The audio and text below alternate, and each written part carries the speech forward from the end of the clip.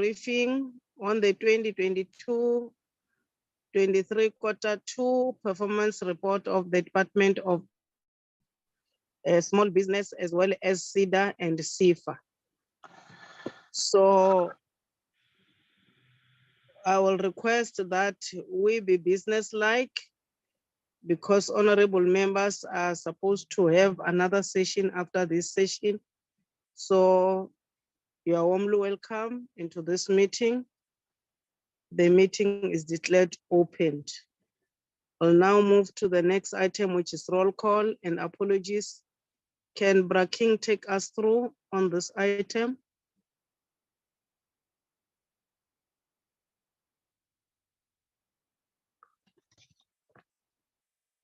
Thank you, Chairperson. Chairperson, in the platform, we've got you as Chairperson, Honorable Jacobs, Honorable Nkosi Thuli, Honorable Hendricks, Honorable Mieni, Honorable Lubengo, Honorable Kruger, and Honorable Matulelo. Honorable April is still trying to join. And then on the question of the apologies, Chair, we've got an apology of Honorable Zumula. And then we also, though Honorable Imieni has joined, he indicated that he's got a load shedding, it might be in and out, depending on the network. And then also we've got the apologies from the Minister's office, as they've indicated that the Minister is in the CBTA in Daba in the Eastern Cape. So she was assigned to do an opening speech between 9 and 10. So as soon as she is done, she will then join the committee. And then also there's an apology from the Office of the Deputy Minister, who indicated that he is late, he's in another meeting, so he might be joining around 11. So those are the apologies that we've got on the side of the members and the executive. Then on the side of the staff, Mr. Komete also indicated that he's attending the summit and then he might be in and out of the meeting, but currently he is in the meeting. Thank you, Chairperson. Thank you. Apologies noted. We'll now move to the next item, which is adoption of the agenda. I'm requesting any member to move for the adoption of the agenda before us.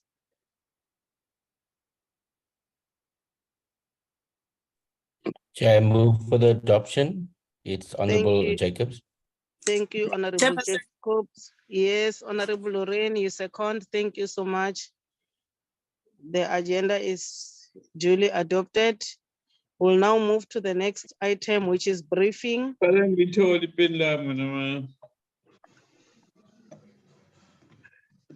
We'll now move to the next item, which is briefing by the department. Since both ministers are not in, I would allow the DG to lead us in this regard. Over to you, DG. My apologies, Chairperson. You are back. I'm logged in. Okay. Thank you, darling. Thank you. Thank you. You can make your political overview and lead us in those 3 items with your team. Thank you so much, Honorable Chairperson, and good morning to all the honorable members on the call and any other person that may be participating in this important work that the committee is doing. Chairperson, we want to thank you for inviting us to present, of course, progress on the work that we have done as the department with its 2 agencies for the 2 quarters, for Q2 that we are in now.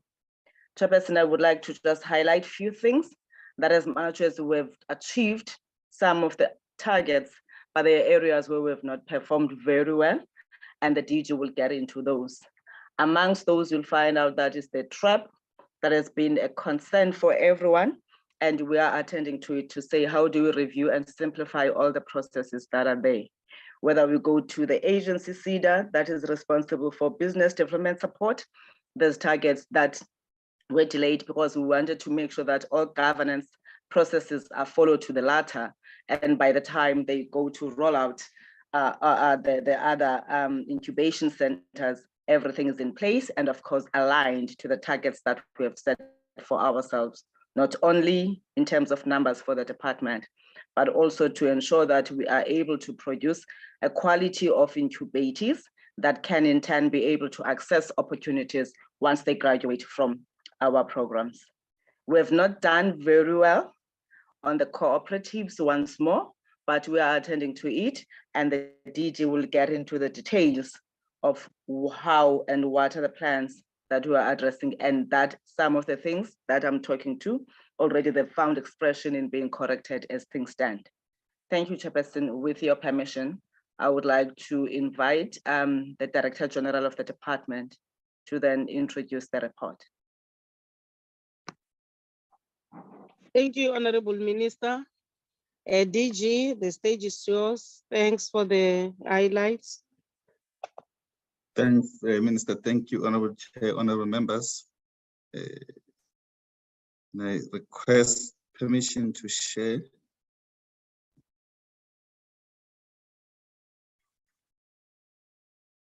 Yes, I've done it, DG. Yes. Okay. No, thanks, working. Thanks. As the chair requested that we must be business as we must be as business as possible. So we will do that, Chair. We'll try and save as much time as possible so that you are able to attend to other matters. I will start as a department, as Minister said. We did do better than last quarter. Chair, this is the summary of the performance of the department. We improved to 78%. So out of 23 targets, we're able to meet 18, and we're unable to meet 5 of the targets. And we'll talk to the reasons, Chair, in the other slides. As you can see, in the first quarter we only achieved 55%, but this quarter we're able to achieve 78%. In terms of the performance highlights, Chair, just to indicate that again, as the Auditor General was here in the meeting, the PC, we did receive an unqualified audit code, financial information. As a department, we are still doing well in terms of paying our creditors on time. We're able to pay 100% of them within 30 days. In fact, on average, we pay them within 7 days. In terms of the cash flow projections, we are sitting at 0.7%, of which means most of the money that we receive, we're able to disperse it. 50% representation of women in SMS was achieved for this quarter, 3.7% for persons with disabilities. With partnering with our entities, we're able to engage in 45 public engagements, because it's important for us to go there as a portfolio, because some of the people, they do need a service on the spot. So we do go out together so that we are able to communicate one message. They target on linking products and services from SMEs and cooperatives. We are able to link 81 products. We're able to support 239 co-ops this quarter.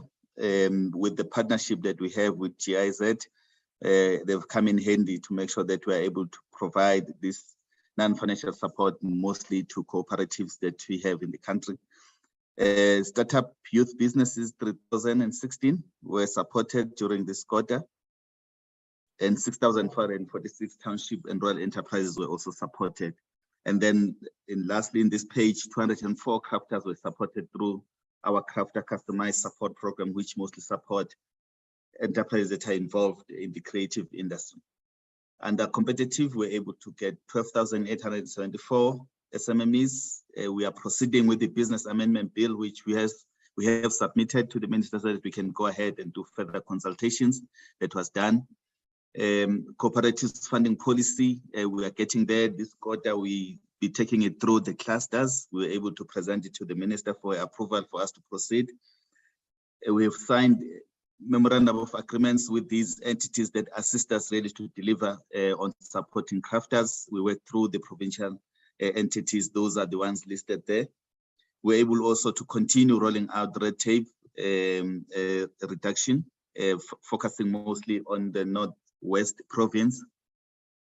We also did some consultations to deal with the issue of red tape, where we look at what can be done or what needs to be relaxed to assist us to ensure that small businesses are really not that impacted by regulatory impediments. I must indicate that the Department of Transport, which is responsible for issuing these licenses, was able to respond positively because there were some delays due to capacity issues. But after this intervention, where we got to get even the private sector to also commit some resources to assist in unlocking this work, we've seen some movement now. Businesses are able to get their licenses on time. Chair, we also proceeding because we also thought it's important to also include other targets that we are doing, even though some of them are not in the APP, because we do get questions. For example, what are we doing around informal? We are proceeding with supporting informal and micro enterprises. This quarter, we're able to support 806 informal businesses. We're also able to expose our SMMEs through Decorex. We had 40 of them participating there. NISET master plan, it did go through. We got the socio-economic impact assessment. We finalized the strategy, and it was also presented to cabinet during this current quarter. We were able to host an informal business symposium because it's important for us to not just continue implementing things that sometimes might not be useful to the informal business. So we had this informal business symposium in the Eastern Cape, where we're engaging mostly with the practitioners, including municipalities, because they are closer to the municipalities. We also got an opportunity for other municipalities to share their experiences. eThekwini was there, for example, to share their own experiences. We had municipalities from Gauteng. They were also participating in this symposium, which really assisted us because we need to review National Informal Business Upliftment Strategy that we've been implementing for many years. Now we have to review it, and this symposium assisted us to get as much information as possible. We are also proceeding, Chair, with the National Entrepreneurship Strategy. The Incubation and Business Development Services Policy is being reviewed. We'll be proceeding to present it to the Minister. We're also piloting the cannabis sector support plan. As a department, we are heavily involved in various master plans. So there was a pilot program that we came up with in partnership with the CSIR to assist us to pilot this intervention. Hospitality sector, working with the Department of Tourism here. We all know that there are some incubators that are involved in the food incubation space. There is a sector support plan because when Department of Tourism, for example, support these SMMEs with technical skills, we do come and support them with business support.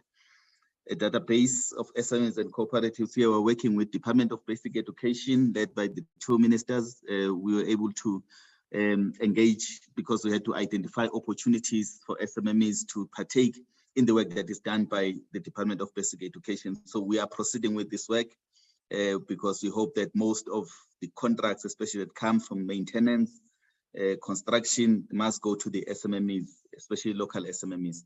Chair, we also highlighting areas that we're not able to achieve. We are still a little bit below our target of 10%. We're sitting at 15.6%. Even though, Chair, we are filling some positions, we are also experiencing some colleagues who are also resigning.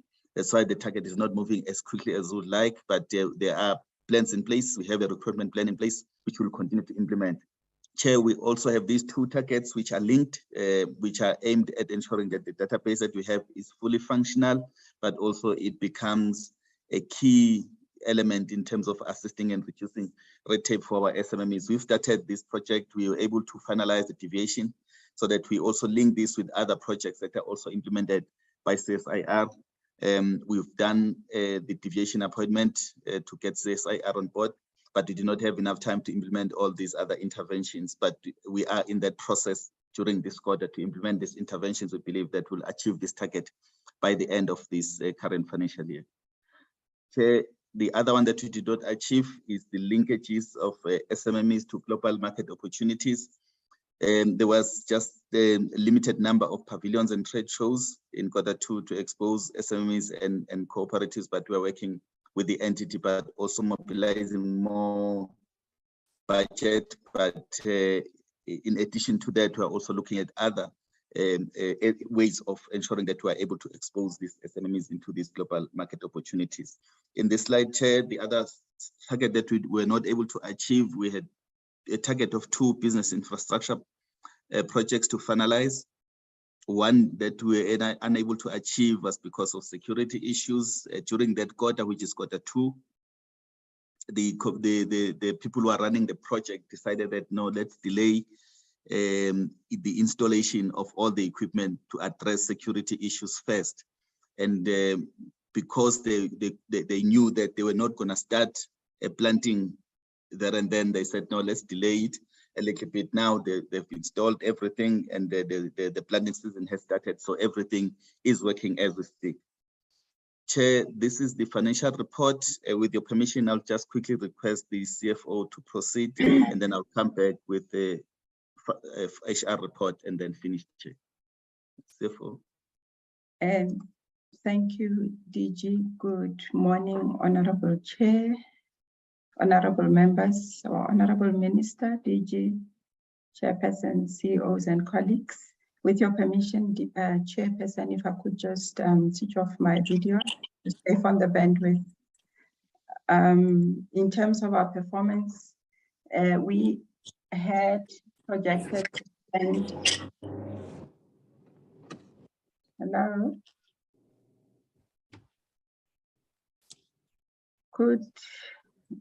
There seems to be an interruption on a mic, but I'll carry on. We had hoped to spend 712.9 million. For Q2, we spent 707.7 million, which is 99.3% of the projected spend, resulting in a net underspending of 5.3 million.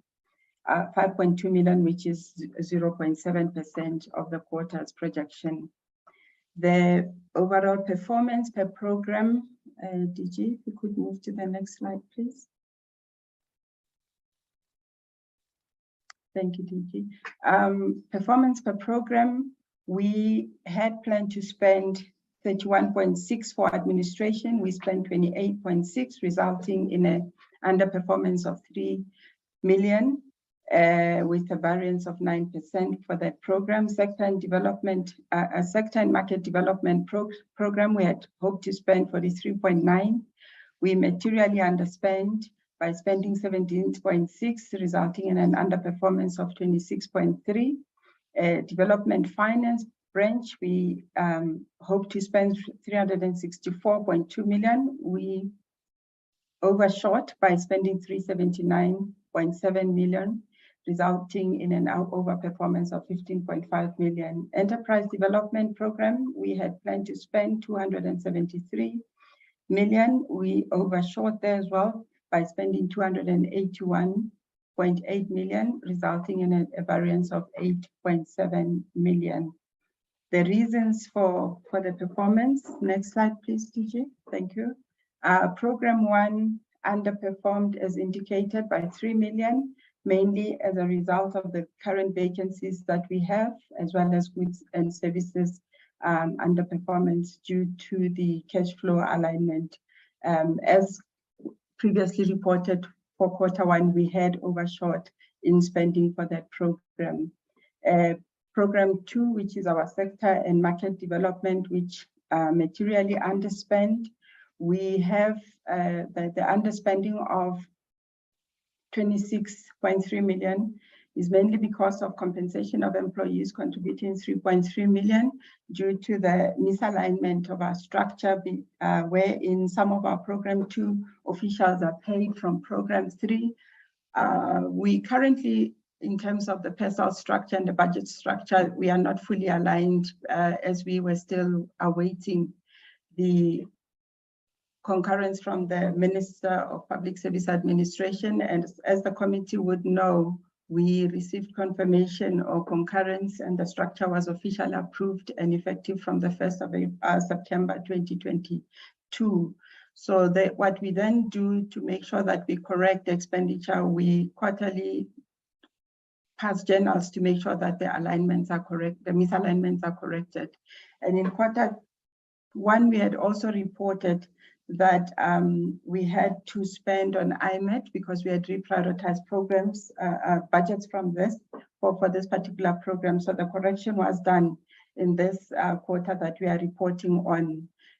Product markets claim, as DG has indicated, we had received 2 claims, one for 10.8 million and one for 5 million. The one for 10.8 was processed on the last day of the month. And as per the current systems that we use, the expenditure would not have projected at the end of the month. It would have projected the next day, which would have been the 1st of October. So that expenditure will reflect in the quarter 3 when we come and report, but we couldn't process the 5 million that we had hoped to project before, due to process because of the technical challenges around security that prevented us from installing the equipment that would have allowed us to clear the 5 million that we had projected to spend. Program 3, development finance, we had an overshot of 15.5, mainly because of that misalignment that I spoke to, compensation of employee contributing 3.4, and transfers and subsidies overperforming by 12.5. And in the main, because the projection that we had made in quarter 1 was only processed in quarter 2. So in terms of cash flow that we had in the bank, there was money to process this transaction. It was just that we could not process it in quarter 1 as previously planned for. And in terms of program 4, which is our enterprise development, as I indicated as well, we overshot there by 8.7, mainly because of the goods and services, as well as a result of us correcting that IMET program expenditure that we had paid in program 2 during quarter 1. Economic classification performance, we have compensation of employees underperforming by 1.4 million for the quarter. We had hoped to spend 36.8, we spent 35.4. Goods and services overshot by just under 1 million or 900,000, where we had hoped to spend 25.5, but we spent 26.4. Transfers and subsidies, which is our biggest expenditure item, we spent 649. We had 645 instead of 649 that were projected, resulting in 3.5 million underperformance. And lastly, on capital assets, we are underperforming there in that we had hoped to spend 1.4, but we only spent just under 228,000, resulting in an underperformance of 1.2, and mainly because of the delays in processing of the computer equipment invoice that was for a delivery that was partially delivered. So we're still trying to resolve the issues because there were also issues of specs that we need to clarify with the suppliers to make sure that we pay for what we ordered as a department. Compensation of employees, DG has already indicated that we are underperforming there because we do have vacancies amounting to 15.6%, even though the contributing amount in terms of the underperformance is only 1.4 for the quarter. Goods and services, as I indicated in the previous slide, we spent 26.4 million, overshooting by 3.5 against 25.5, which is 900,000 overspent in the main because of the utility services that we paid the landlord, that we had a backlog or we had not been receiving invoices for 15 months. And we also needed clarity as our SLA with the DPWI indicated that we would pay DPWI, whereas the SLA with the landlord and DPWI indicated that the landlord would charge us directly. So we needed to first resolve that issue before we started processing claims, but we have processed those claims. And we also had a bit of IMET that we paid for in goods and services. Transfers and subsidies, I already spoke to the fact that we underspent by 3.5 million. And the net effect of that is mainly because we didn't spend on that 16 million that I spoke to, product market, but we transferred 10.2 million on blended finance. The money was in our bank account. We had projected it in Q1. We just received or finalized the transfer of funds to the CFA only in Q2. And CDSP, which is our cooperative development support program, we had to reverse the cash flow because the program is delayed in terms of implementation. So we had money and we redirected the money in terms of cash flow projection. The money for the cooperatives development support program still exists, committee members. We just had, because we also have to manage expenditure together with the cash flow. So when we're sitting with a lot of money in the PMG or payment master general account, that's our bank account, we do move it around for to make sure that we don't sit with unnecessary cash in our bank because it doesn't add any interest. Craft CSP 2.9 million. That was not spent because we were still dealing with compliance issues around the applications that we received from the provincial entities. Machinery and equipment, I think I've already provided an explanation for that. In terms of providing feedback on the audit action plan, we are currently monitoring 10 findings from AGSA. One is from the 2020-21 financial year that relates to internal audit that AGSA did not bring up in the 21-22 financial year. We only had 9 findings for the 21-22 financial year. In terms of incentives, progress-wise, we do know that the BBSDP program has been closed in favor of the blended finance that CFA is implementing. We have been able to conduct 23 post-disbursements site inspections out of the 26, and the team will still finalize the other 3. In terms of the provisions, we had addressed the issue that AGSA made in the finding that AGSA made in the 2021, but there was a new finding that related to provisions that we are dealing with. Q1 and Q2 interim financial statements schedules were thoroughly investigated to make sure that the provisions do balance. Key management personnel, we're now using a single data source to avoid duplicating the names of the key personnel in terms of disclosing. Contingent liability, this is where an assessment needs to be conducted before we disclose the amounts. These will be undertaken together with legal services and it's not yet due. Predetermined objectives,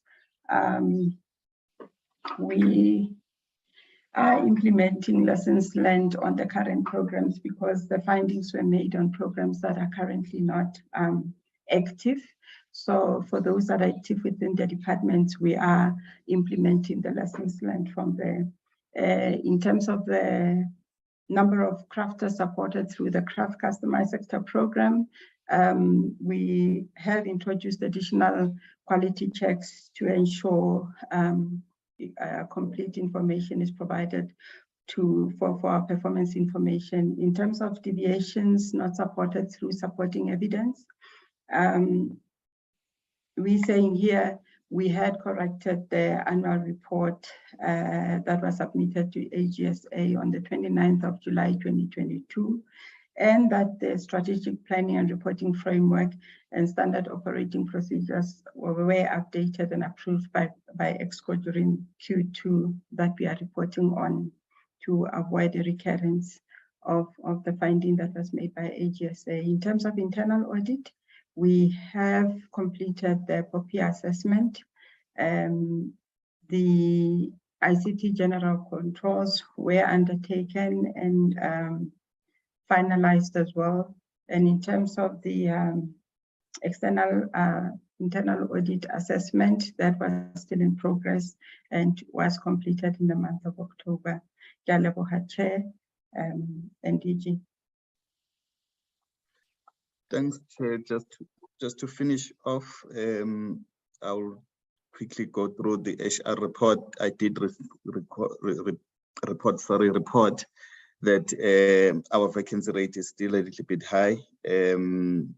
We can also attribute that even though we are employing people, but we do experience some resignations. During Q2, for example, we lost 2 permanent staff members, and the establishment also increased by 2 posts, which really does not assist us in moving quickly in achieving our 10% target. Women in SMS, here, Chair, we are not doing that well, but we did achieve for this current Q2. But there was a resignation of a male at an SMS level, which assisted us to get at 50%. But we do have a commitment to make sure that we do get women occupying higher positions in the department. Persons with disabilities, there was a slight decrease because of the increase in the headcount. We still committed, Chair, to make sure that we keep this target and exceed it because it's important that we do have proper representation in the department in terms of persons with disabilities. Chair, then the other slides, it's detailed slides, but everything that I've spoken to in the summary slides is covered in this slide. So with your permission, Chair, I'll request that I do not go through each and everything that I've already spoken about, and request that I submit this report for consideration by the Portfolio Committee, which is our Q2 performance report of the Department of Small Business Development, and recommend that the committee adopts it. Thank you very much, Chair.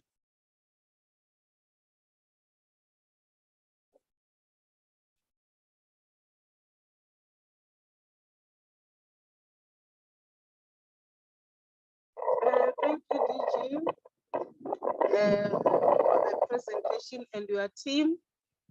And thanks for being honest with us. The worrying factor is the issue of the high rate vacancy, which really is not a good thing. But we believe that as the department, you will try to move faster. Then I will request the next presentation from SEDA in that order.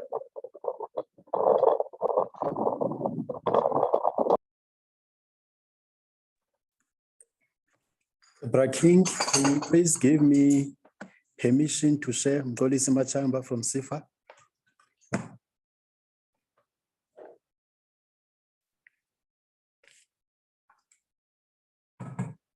Where should I put it? In Bizo Center or police? Mxolisi, no, myself directly.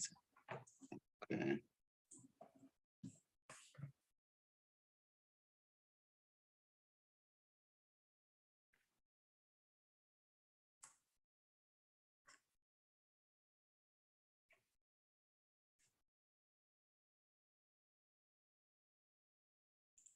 There you are. Thank you, Braking. Let me share.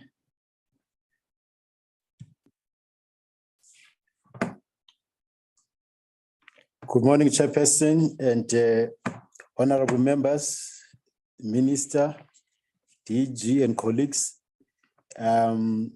Thank you for the opportunity to allow us to table this Q2 performance report as a Small Enterprise Finance Agency. Chair, before I start, I would like to actually declare that the chairperson has apologized. She's got a bout of flu, and she won't be part of the presentation. So I just wanted that the House notes her apology. Chair, given the time pressures, I know that I'm always guilty of taking longer. I'll try to be as brief as I can to manage time.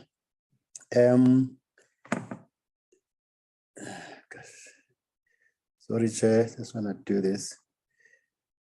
Something is not working as usual. Thank you. What is this thing now? My.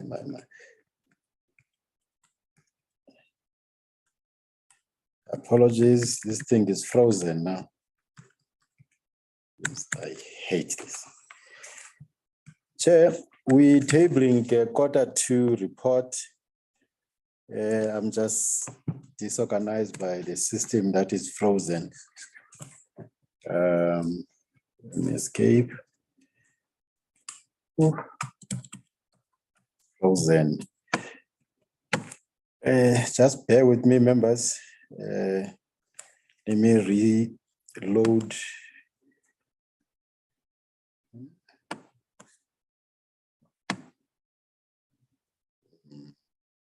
Chairperson. Okay. I'm Deborah King. Okay. It's just that it's frozen. I don't know what makes it freeze. Okay. Up and down arrows. Okay. Thank you. We're back online. Chair, the presentation outline, I won't bore you with it, except to draw and rush into the main highlights for the second quarter. The total loan book of CFA at the end of Q2 was 3.9 billion. This is money, Chairperson, that we have directly deployed into the economy at the end of Q2. The approvals for that quarter were 427 million, which represented about 65% of the quarterly target. However, even though the approvals were at 65%, the disbursements, which is now the actual money that was disbursed into the economy for second quarter, was 605 million, which represented 101% performance against the quarterly target. The loan book quarter on quarter grew by 8%. The number of SMMEs that were supported during this quarter were 5,829, with jobs that were facilitated being 15,177.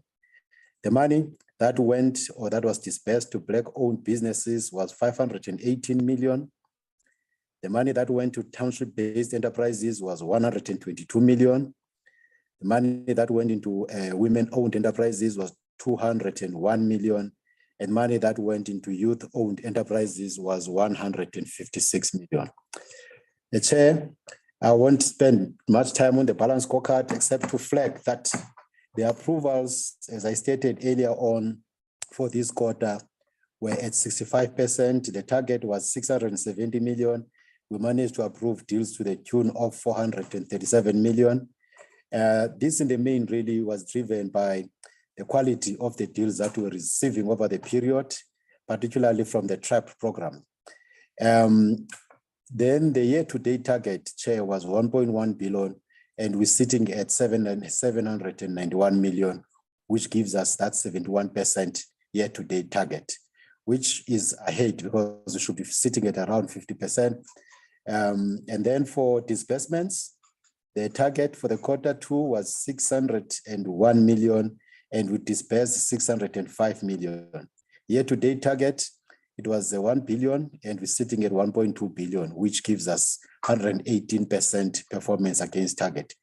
The area where, Chair, there was a target not met was number of SMMEs financed.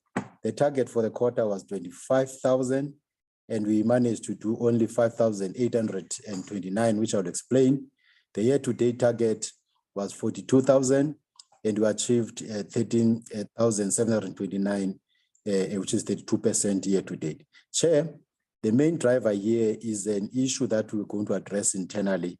It's a matter of planning because the driver of our developmental stats is loans that we extend to micro enterprises. This work we do it through our intermediaries.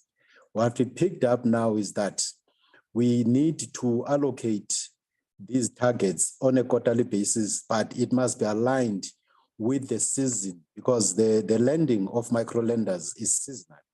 For example, in Limpopo, the driver of micro lending is the Moria church gathering, where a majority of our traders, they go and sell their stuff at the Moria and ZCC church. Now, we need, therefore, in our planning to align that in that season of Easter across the country, the demand is high for micro lenders and traders. Therefore, our targets must be higher during those seasons. Again, now, which I'll show later, Chairperson, is the Christmas season or festive season approaching. The demand also shoots up again. And then after that, it slows down. So what we want to do now is to align the planning to the seasonality of the micro lending space. I'll explain later in the last slide that I'll be sharing with the House. Looking at the disbursements, I've covered the disbursement to Black owned. We're 140% against the target. That is year to date. And the disbursements to women owned, year to date, we're sitting at 98%. Disbursements to youth owned, year to date, we're sitting at 94%. And disbursements to enterprises owned by people with disabilities, we are at 30%. There was a slight drop compared to the previous quarter. Disbursements to township-based enterprises year to date, we are at 114% because the target was 250 million and we're 285 million. Disbursements to enterprises in rural areas, the target year to date was 400 million and we're sitting at 428 million, hence the 107% what we call achievement. And maybe to just explain these percentages on the disbursement to Black-owned enterprises, the target year to date was 701 million and we're sitting at 981 million, hence the 140% achievement. The number of leads generated for the quarter, it was 30, but we managed to generate 143 leads, which gave us that 477% overachievement. Year to date, it was 50, but we're sitting at about 430 leads, hence the 860% overachievement. The cost to income ratio for the quarter, it was 80%, but we achieved 109%. The reason there, honorable members, is that some of the what we call the expenses that came through this quarter actually impacted the performance. Rather, it's 87%, and we contained the cost rather to 80%. Year to date, the target was 80%, and we are still within that 80%, hence the 108 or 109% achievement. Then I'll skip the ones that I'll say they are really internally driven, and except to mention the one of the cost to income ratio of properties. Is one portfolio that has been struggling, but the team that we put in place is doing a decent job. The target there for cost to income was 405%, and we're sitting at 378%. And the year to date, that's 378, and we believe that with the steps that we put in place to deal with the boycotts of rent in our properties, we'll be able to improve that cost to income ratio. I will not really dwell on these other details, except to mention KCG, one of our key, what we call products. The target for quarter two was 6.25, what we call multiplier effect, and we managed to deliver 6.39 multiplier effect. Chair and members, what that means that for every rand that we guaranteed with the banks extended 6.39 rand to the economy. So it's one of the key areas that we want to focus on going forward, and hopefully the Treasury will support us here, because the new bounce back is not assisting us at all. And also allocate funding to the Khula Credit Guarantee Scheme, because it's one of our best performing products. And so far we rely in the main on the EU for funding. We'll appreciate that in future the Treasury can really support that scheme, because it is still performing better than any other guarantee scheme that government has ever launched. Looking at the portfolio at risk, or rather focus on the collections, Chairperson and members, we are struggling there. Quarter two, we had an anomaly where most of our clients, they reversed debit orders after we ran them through. And it's not healthy for the entity, because we want to collect more than we disperse into the economy so that the entity remains sustainable. And we're dealing with these, what we call misbehaving clients. Because, for example, there was one who was sitting with a bank balance of 2.5 million, and he reversed a debit order of 120,000. It's not that the person is struggling, but it's just being mischievous. And we've sent these letters of demand to put pressure on them to honor their financial obligation. Yes, there are some clients who are struggling because, one, we've done a survey the load shedding is beginning to kill our businesses, particularly the businesses in the manufacturing space and businesses who are in the hospitality space, like your restaurants. This open and close of electricity messes up their business. For example, the people in the manufacturing space, sometimes before you start your process, you need to warm up the machine for 2 hours. Then when you start production, your electricity is gone. Then it comes back again. You must warm up the machine for another 2 hours. Then you start production, the electricity is gone again. So it's one of the things that is beginning to really hit our clients very hard, the question of load shedding, as they were busy now trying to emerge from the COVID-19 pandemic. The new pandemic now for our clients is the load shedding that we face almost every day. Chair, I will not bore you with some of these targets because they are really internally driven. And the history and the background, I spoke to these things, that the approvals underperformance was driven by wholesale, SME, and KCG loan programs, not achieving their quarterly targets. The developmental impact in terms of jobs and SMEs, we did not achieve the following developmental impact, namely the number of SMEs funded and the jobs and the facilities dispersed to women and youth enterprises. And I spoke really, Chair, about the timing of the drawdown by the microfinance intermediaries, which we are trying to align in our planning going forward. Collections, the underperformance in collections is due to a failed installment also of about 55 million. One of the intermediaries that we did wholesale lending to, I think it's Beijing Auto Works that we co-funded with the IDC, where the company is under liquidation. Chair, this is just a detail of those approvals I spoke to. I'm not gonna repeat them, except to just come here. The disbursements, I did mention, honorable members, that the total loan book disbursement in Q2 was 605 million, which gave us that 101, what we call percent achievement. The main drivers there, direct lending disbursements were 295 million. The wholesale loan program disbursed 310 million. The wholesale SME mainly disbursed 180 million. Microfinance only disbursed 20 million, which is where we had a challenge. But we are reversing that in Q3. I'll show the facts at the end. The KCG taken ups, they increased to 111 million, which gave KCG 108. And if you multiply that 111 by that 6.35, you will understand the multiply effect that I spoke to earlier. The disbursements were driven by direct lending of 137 million, the economy recovery programs of 134 million, and wholesale SME at 180 million, with cooler guarantee, as I stated earlier on, delivering that 111 million. I spoke, Chair, on the issue of the SMEs funded and the jobs. In my earlier presentation, the developmental stats, I spoke on the the impact, the youth, we achieved 87%, 180 million, target against 156 million achieved. People with disability, 42 million, but the disbursement there was only at 6.7 million because of the reasons I always stated to committee, with the target that is set in a manner that is not workable. Women-owned enterprises, the target was 240 million, we disbursed 201 million. Black-owned enterprises, the target was 420 million, we disbursed 580 million. Village-based enterprises, the target was 240, we managed to deliver 235, hence 98%.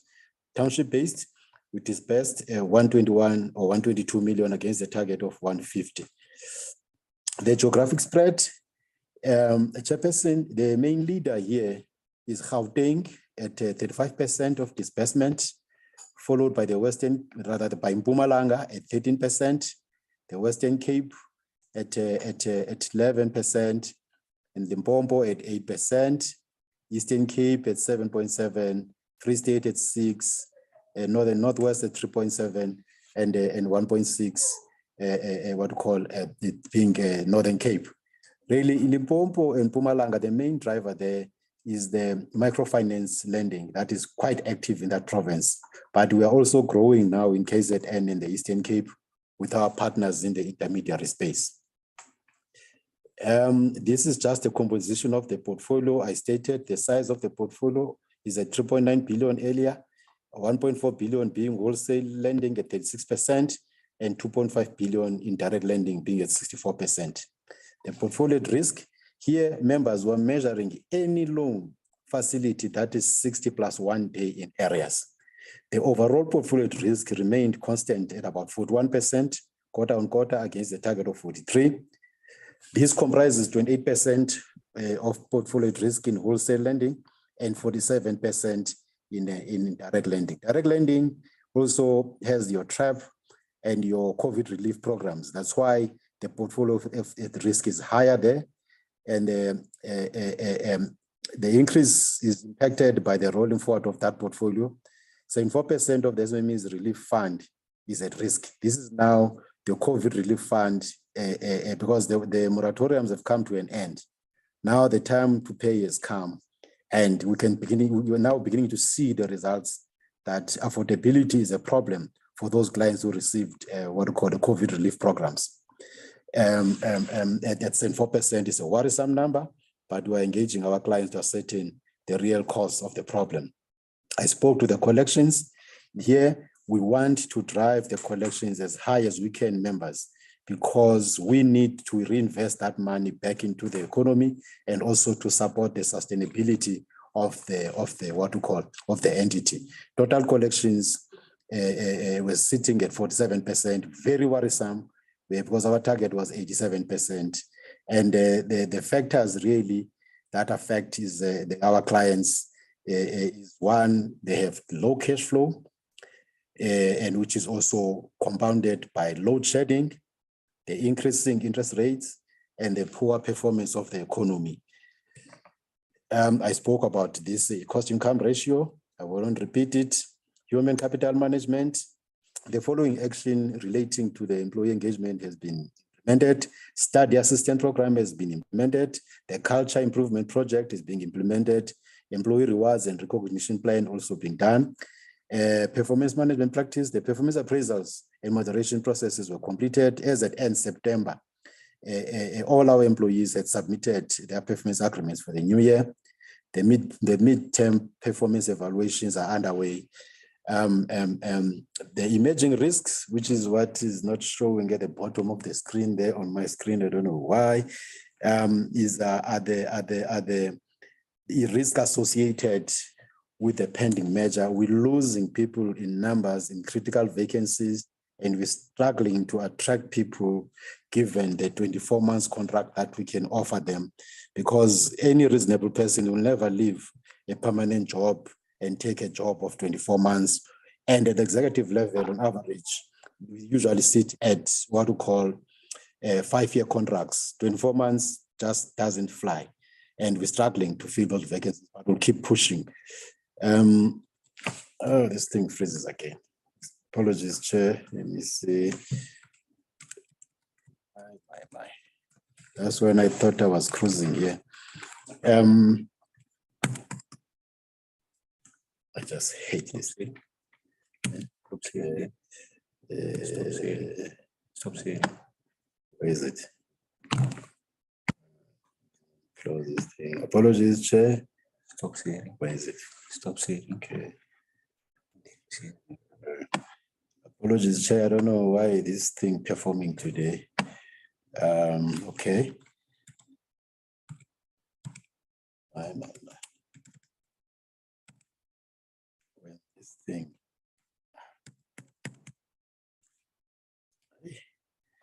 Today is not my day. Let me try and share again, Chairperson. Share.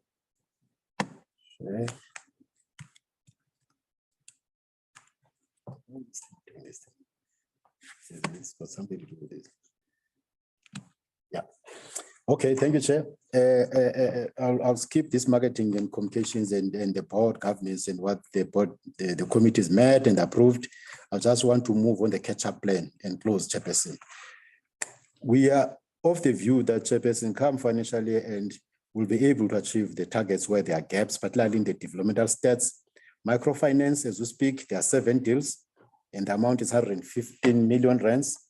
and at approval levels. At disbursement levels, we're sitting at 9 deals to the value of 276 million. That will give us 79,000 SMMEs and also 79,000 jobs.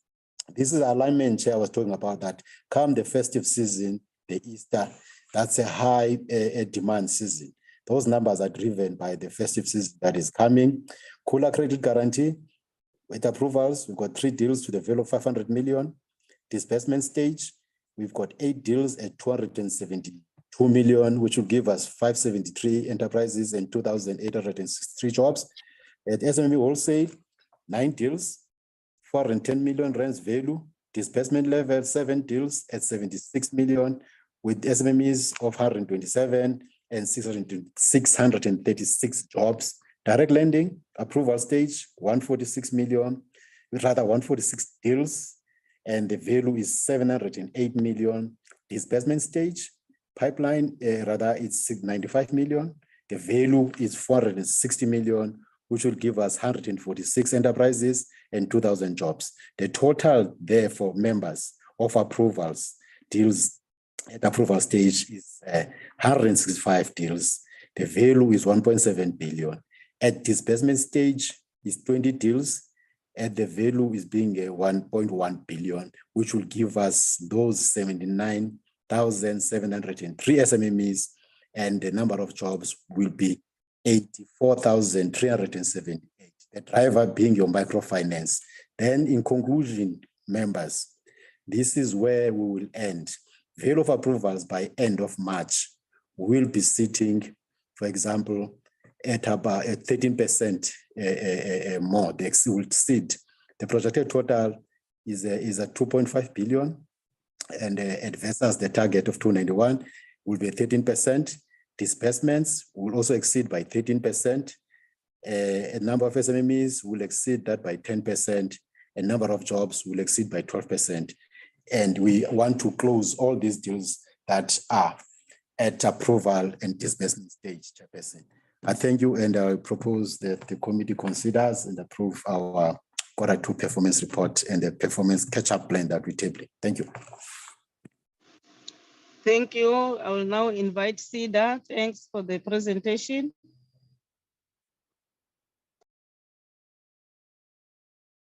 Thanks, Chair.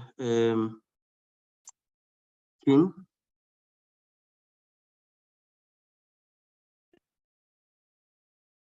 Mr. Mashamba, if you can stop sharing, sure. Thank you. Sorry.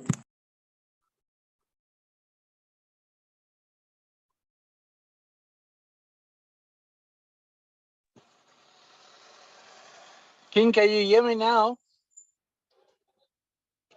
Mr. Kruger? Yes, can you hear me now? I'm Yes, I struggling. can hear you. Okay, my internet is very unstable.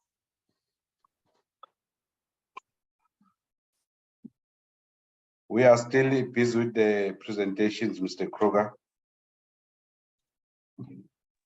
I see that, but I'm just, because my internet is, there it goes again. Must go to the mountain. I think he's busy. He's just busy telling us that he won't hear everything. So he must write down questions if he's got it. Honorable. Yeah. King, Witbank don't have mountains, it's got only coal heaps.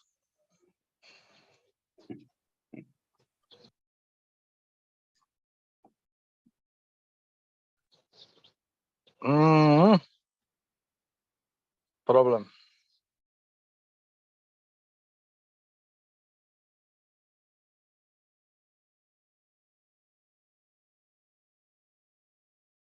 King, can you see my presentation on your side? Not yet, Mr. Mbata. Okay. I saw it and then it went off. All right, let me try again. Apologies for that. I thought it was still visible. There you are. All right, thanks. Yeah. Thanks, King. I would like to greet the Honorable Chair and the Honorable members, and the Minister, the Deputy Minister, DG, and the colleagues. I would like to follow the same pattern in terms of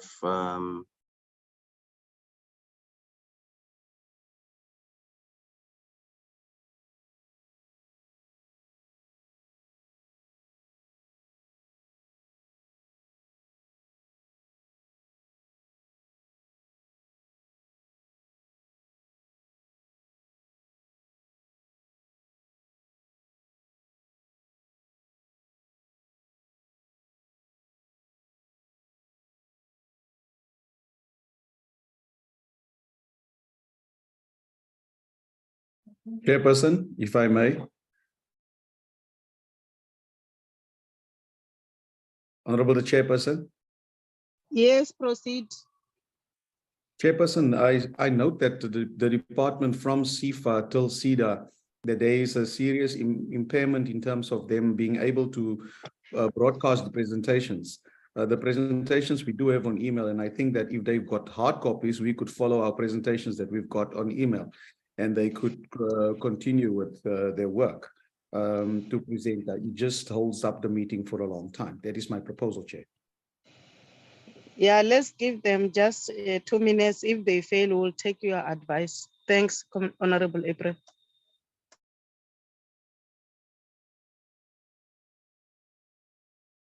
King, Chair, what is your advice? let me hear from Mr. Mbata because I can't even hear him. Okay. Mr. Mbata, are you winning? This is the same frustration Yes. our small business getting by these people. yes, King. Can you hear me? Yes, we can hear you now. Okay.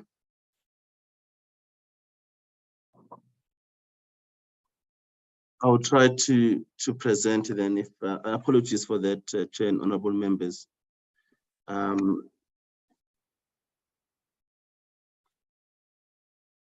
So I will, as I said, I would just try to go quickly through or to highlight the most important areas in the presentation, so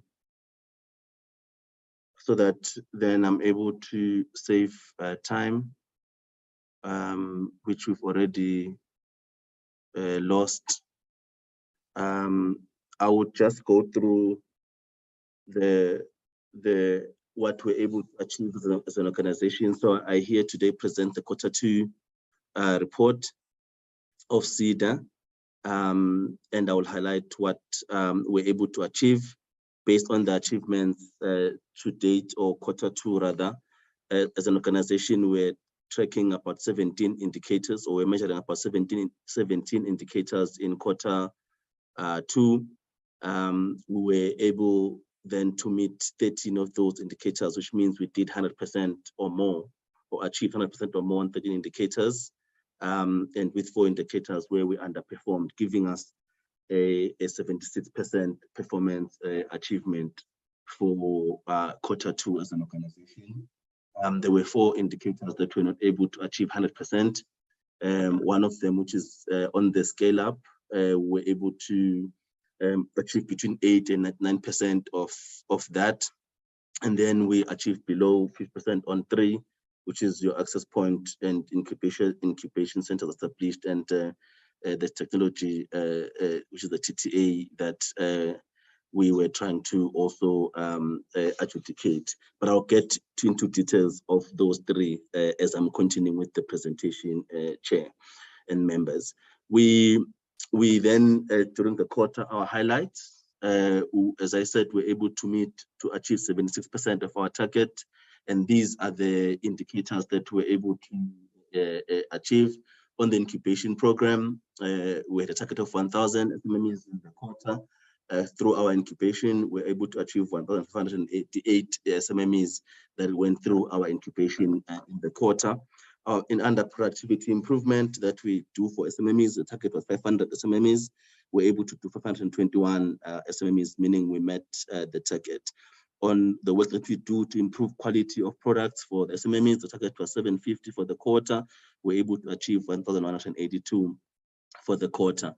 On the priority sectors, as I said, we didn't meet this target. We had a target of 30. We're able to achieve 26 SMMEs that were able to grow into a larger scale SMMEs. So we had a 30 target of 30 in the quarter. We're able to achieve 26. We're just short of 4. These are the intended efforts to grow SMMEs to the next level through increase in turnover and increase in company size. And we have a target for the year, but in the quarter we're not able to meet that target. But at least we did 26 of the 30 SMMEs. Training and mentorship with a target of 6,000 SMMEs, we're able to achieve 7,075 of that target. Under access to markets, international market with a target of 200 SMMEs, we're able to achieve 476. So I won't go into details. The township and rural, which is more important, we're able to exceed that target as well. This slide just talks to the jobs created. We were able to create and sustain 511 jobs. So that's where we're sitting. On quarter spending, we spent 253 million for the quarter. We're just more than the budget, but I'll get into details on that because we're catching up from the underspending that was in quarter 1. From an access point, we still have 54 branches. We have 122 incubation. We have 4 new access points, and then we on the SEDA collocation points where we collocate with the municipalities, other departments, we have 57 of those.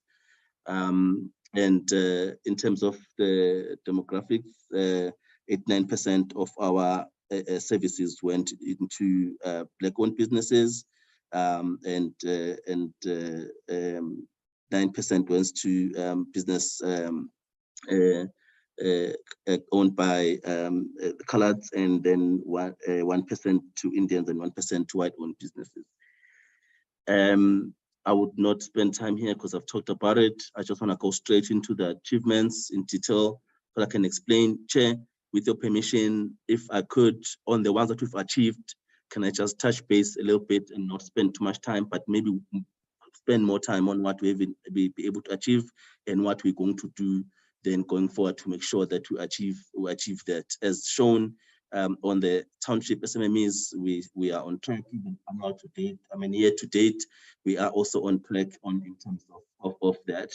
But on the new incubation centers established, we're supposed to establish 11 in this current financial year.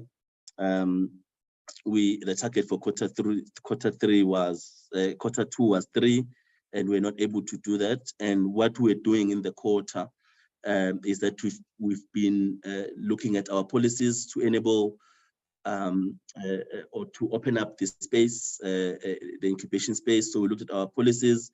We had to change our policies so that then we're able to attract more players in the incubation space. So we've changed our policies. We've made it even better to adjudicate, and also we've increased the responsibility or uplifted the responsibility to approve and adjudicate in new incubators to the board subcommittee, which is great because then we can achieve the level of accountability as an organization that we need. So that has been done, which was the work we're doing.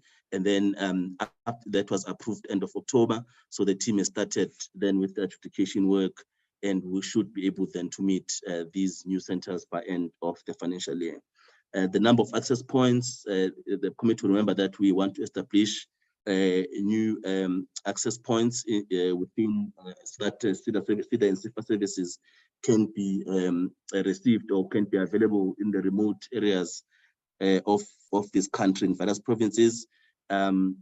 We had issued calls for proposal, but we are not able to get the responses that we needed on this.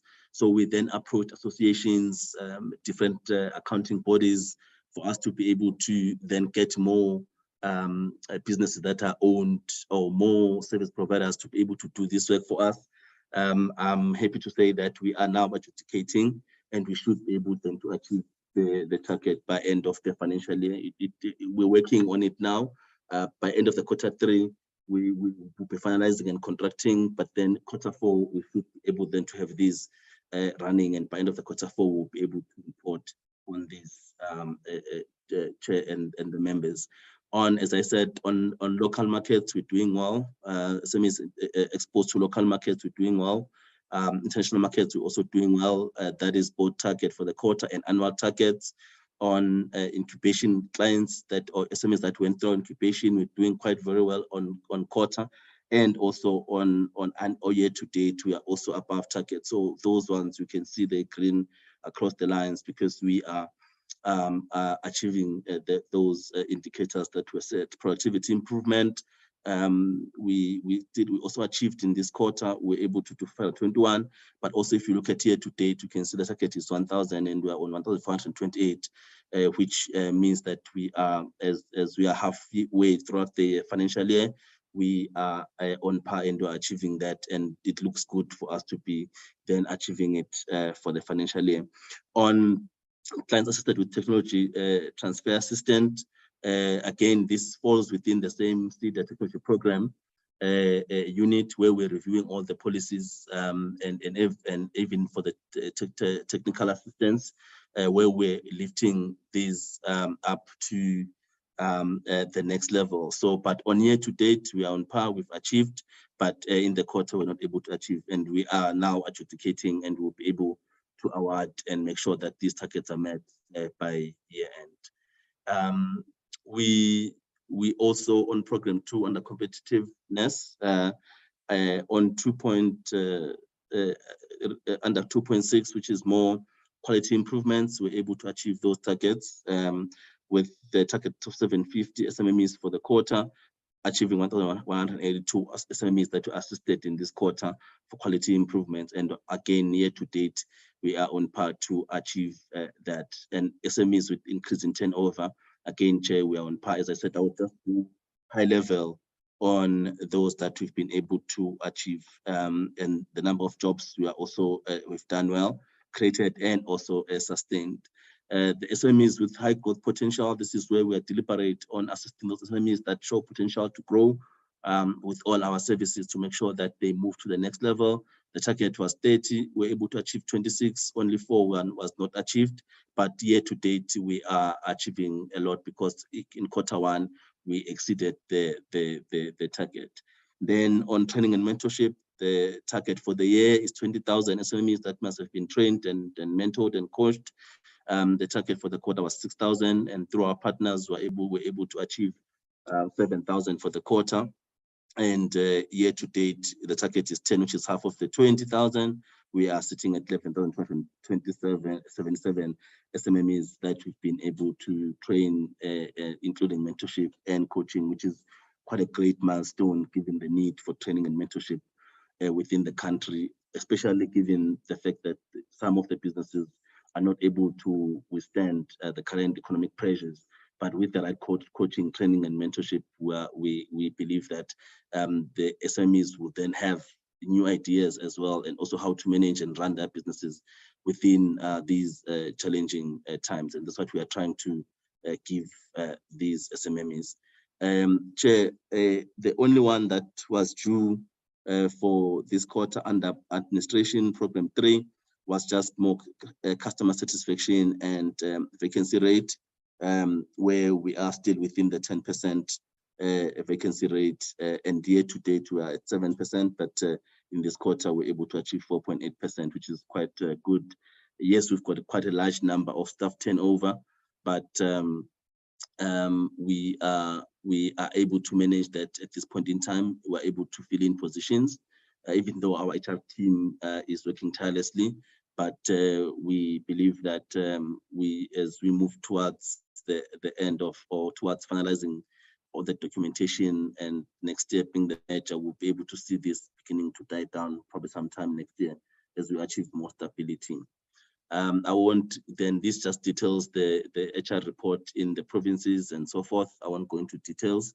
On the financial report, Chair, this just details that the amount of money that we have or that we receive as SEDA is 947 million, which includes the flood relief of 60 million rand that we received during June or July of this year. So that's our total budget. And in terms of our spending core versus non-core, the target is to spend 75% on core and 25% on support. But to date, we're able to spend 91% of our budget on core and 9% on support, which is far above what we had planned in terms of spending on core, which is good because then we're spending more on programs that go to the SMMEs than on support, on just support programs. We were catching up with the previous quarter spending. So we had the budget in Q2 of 235 million. We're able to spend 253 million of that, which then shows that we are 7.49% above a budget. But that is a result of the catch-up that we're doing. As in the last quarter, first quarter, we had an underspending of 25.6 million, which was 9.43% underspending. So we're then in the current quarter, we're catching up with that to make sure that we don't have any underspending, and that resulted into just 7.49% overspending, which we'll continue to manage during the financial year. Our intention is to make sure that, as we did in the current financial year, where as SEDA for the first time in over 5 years, when we didn't return any money to Treasury, and we want to continue with that trajectory in the current financial year, where we spend money for SME services and we don't return any funding to National Treasury again, so that at least we achieve that for the second time in 2 years in a row. And then going forward, that's what we aim to achieve as well as an organization, because it's important that we spend these funds on SMMEs and don't return anything to National Treasuries. Hence, we're playing the catch-up plan. And then on continuing on the presentation, 99.8% of our invoices were paid within 30 days, which is good. The finance team is doing great work on that. And this chart just explains what I've been explaining in terms of the cost, where we are underspending and where we are overspending. This is just more of the provincial budgets and the provincial expenditure in terms of what the provinces have been able to get and what they've been able to spend as well. I won't go into the governance and compliance matters because it's the work that is done by our board and the board subcommittees and the board priorities as well, but there are detailed there for members reading. Marketing and communication, I would not go into details, I'll take it as read, but this is the work that we are doing within our marketing space to market the entity and also to promote the various services that we offer, so that SMEs get to understand what is it that is being offered by the organization. And this slide details the high impact projects that we're doing, mainly our partnership with Mersita on this one, where we have started the work. We will be providing certificates of recognition. Basically, we will be training, if I can give background on that one, because it's important. You find that in the automotive sector, there are employees that have been working in that space for a long time without any certificates. So we will be providing that learning and making sure that then they get the relevant qualifications that they have, and we're partnering that with Mersita providing the budget for that. Chair, with that, I would like to present the support to the subcommittee, support to the committee for the variations. Thank you. Thank you. Honorable members, here we are with the 3 presentations.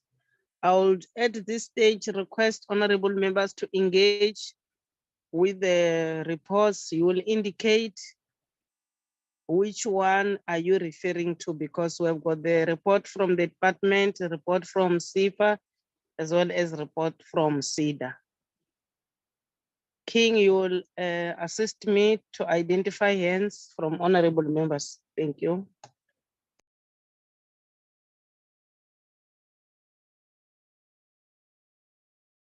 Yes, Chair. Before maybe we take hands, Chairperson, I've seen that the Deputy Minister has joined. Maybe if you can acknowledge him while I'm checking the hands. Thank you, Chair. Thanks. Thank you, DM, for arriving. We received your apology and it was noted. Welcome to the meeting. Already presentation have been presented. We are now requesting the team honorable members to engage with the presentation. Thanks for availing yourselves, DM.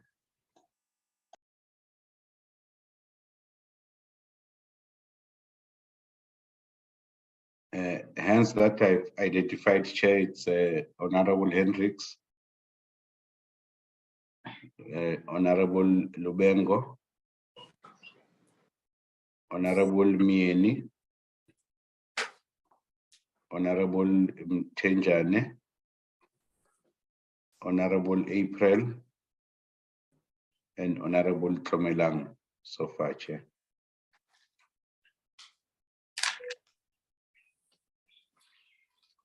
Thank you, Honorable Braking. Honorable Hendricks, over to you. Good morning, Honorable Chair. Honorable Chair, I would like to thank all the entities and the department for presenting their reports at the end of the year. And we're happy to note that a lot of progress has been made. And I think that we must acknowledge the leadership of the Deputy Minister standing in for the Minister because she's busy with other work in the Cabinet. We must thank the Deputy Minister for his leadership and support. We are very happy that he's here. And having said that there has been progress, and Al-Zama is very happy that we can see incremental improvement. And that is also because of your leadership and the leadership of the WUP that we are moving forward. However, we have to remember that there's only 18 months left. And this portfolio committee, we don't want to be regarded as a failed committee. We don't want our chairman to be regarded as a failed chairman. We don't want the WUP to be regarded as a failed WUP. I don't want to be regarded as a failed member of this committee. So we are going to be measured against the following, Honorable Chair. The President in his State of the Nation address mentioned that small business and our department must make a substantial contribution to creating 10 million jobs by the year 2030. We have a long way to go, and the Portfolio Committee of the 6th Parliament, we need to set the example for the committees that needs to follow so they reach the target. The President has also, in his State of the Nation address, spoken about localization. We need to see the products of the villages on the supermarket shelves. We need to see the removal of the products of the international companies and the world and the conglomerates. So, for example, if it's peanut butter, then we mustn't see Black Cat on the shelves anymore. We must see the Black Cat peanut butter made in our villages. So then also we need to, in future reports, the Portfolio Committee wants to know who has been assisted. We want the names. We want a report. They have to, the companies that have been, the people that have been assisted must via Zoom or come and present to the Portfolio Committee. We don't want cover-ups. We don't want false success. So those are some of the challenges, and we hope the Deputy Minister will continue to assist us. Number one, with what I've referred to, and lastly, Honourable Chair, I want to ask you, please, to ask for a special report by our content supervisors and whoever there is to say why we are not just a cover up for a micro loan company.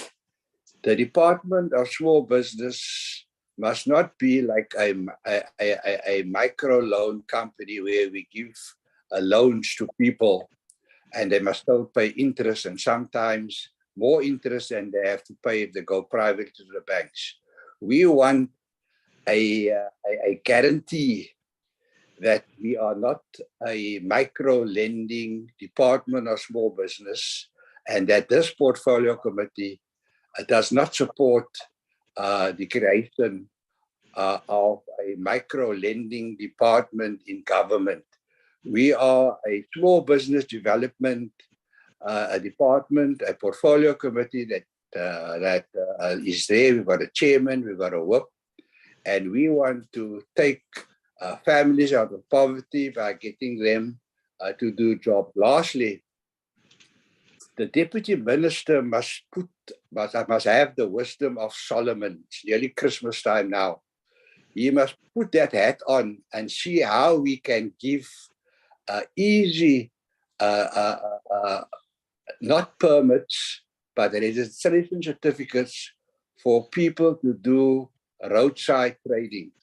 The president, in his State of the Nation address a year ago, or even more, said that he wants to assist roadside traders. Why can't our portfolio committee help the president achieve his 3 objectives? The 10 million jobs, the localization project, no permits, because permits means you got to apply and other officials must consider it. The city of Joburg is setting an example. They have made it easy for people to do roadside trading. Not the city, it's the province. Whereas in the city of Cape Town, for example, they kill roadside trading. They kill small business. You got to have a permit and you go wait 3 months for your permit. And the police enforcement, it's it's terrible. They turn people's tables over. People make food in their kitchens, and their samosas and consisters fall to the ground. It's like a Gestapo in Cape Town for small traders. That's not what the president wants. But thank you very much. Very happy that there has been progress. We're ending on a positive note. And Honorable Chair, thank you very much for your leadership. Thank you, Honorable Hendricks. Thanks for your inputs. I believe they are noting them. I'm in support of you on the issue of permits. That's why last week we wanted Mr. Nkosi to come and engage with us. I think these are some of the inputs which we would like to input to that particular committee in the office of the president. Thank you very, very much.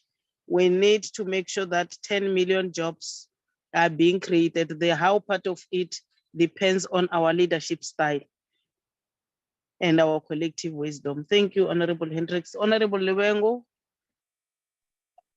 Thank you, Chairperson. Let me welcome all the presentations. So my questions will go to the department. Could the department please elaborate on the 60% underspending in program 2 in terms of the following? Elaborate on the misalignment in the payment of officials. What is the department's plan of action to avoid underspending by such a big margin of 60% going forward? How is the department planning to avoid the incorrect posting of the IMEDP expenditure going forward? The other question is, what progress has the department made in merging the Small Enterprise Finance Agency CFA, SIDA, and the Cooperative Banks Development Agency. The last question is, in the second quarter of the current financial year, 6,456 township and rural enterprises were supported financially and or not non-financially or non-financial. This is an improvement compared to 4,349 enterprises that were supported to the financial value of about 104.6 million rands in the previous quarter. Has the financial value also improved? What was the financial value of the supported given to the 6,446 township and rural enterprises in the second quarter of 2022 to 2023? I thank you, Chair. Thank you, Honorable Lorraine. Honorable Mieni.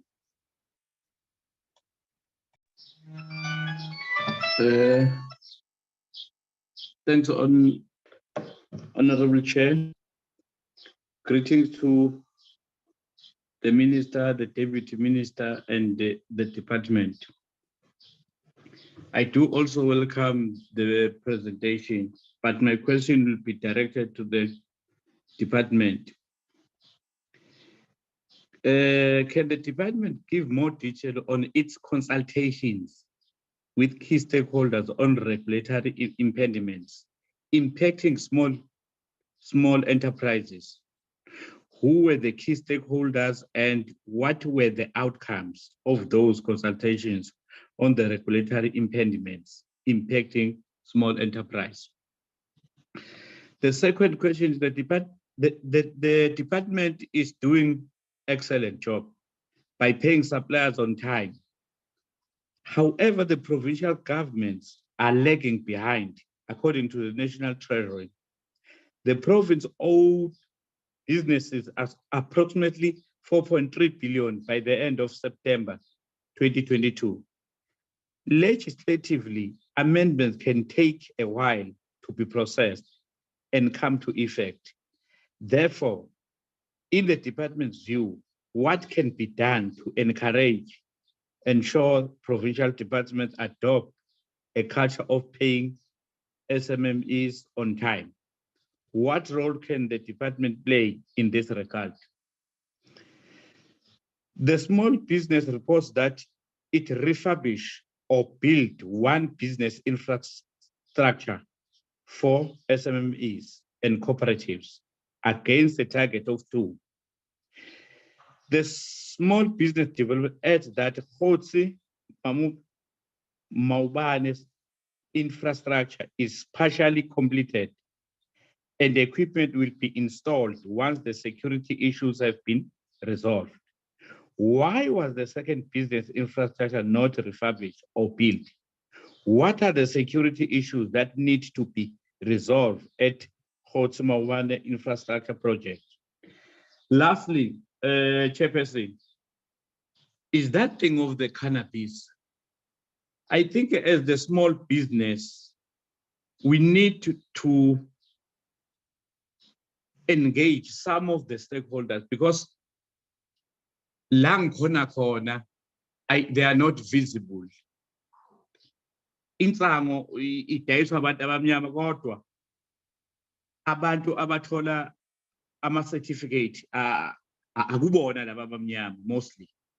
I think we need to deal and be decisive on that one. I thank Chairperson.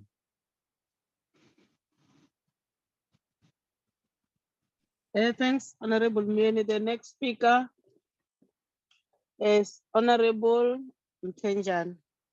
Okay. Over to you. Well, good morning and thank you very much, Chairperson. And greetings also to our colleagues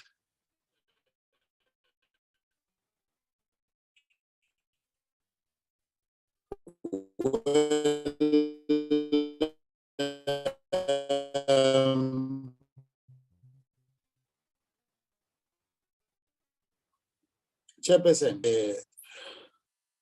presentation. Although, I would like to pose some practical questions. Well, we understand and what were read through the report itself. But now the reality is that I want to check here, Chairperson, with the department, that is there any team from this department that is doing a follow-up work on the entities? For example, what the entities are saying they're doing, is there anyone who's doing a follow-up on that? The reason I'm saying that is because I'll go directly now to CIFA. Chairperson, I'm not convinced really. I'm not convinced, Chairperson, by CIFA, because we still receive a lot of unanswered questions. We still receive a lot of complaints from our small businesses. I can tell you, Chairperson, we sometimes wonder, really, if indeed what we are being told here is exactly what is happening. If you check here, we are told that in Mpumalanga, they've helped businesses up to 13% now. And then last time we asked them to break it down, because they give us this, tell us about provinces, and then we ask them to break it down per regions, district, so that we can have a clear picture. Because you will go to a region, a certain region in a province. For example, you go to Ngangala, you have a lot of complaints there. You go to the other region, Gert, you get the same thing. You go to Bohlabela, you get the same thing. Now, if they tell us that they are helping these people, why are there still a lot of complaints like that, especially for CIFA? There are a lot of complaints that are still coming, Chairperson, by people who are telling us that they did application, but they are being rejected by this very same CIFA. But it's coming here to tell us that Mpumalanga is better. In fact, they said it's number 2, according to what they tell us here. And it's not a true reflection. Maybe it's because we told them a long time ago that they must also provide us with data, so that we can then check as a committee, we can check on our own to say, is this true or what? Then we can call those people to come and attest also and tell us if indeed they did receive such funding. Because how do you get a lot of complaints, but this side you come to a committee, they tell you, the entity come here and tell the committee that, yeah, no, we're busy, we're working here and there, we have helped so much people, so much percentage.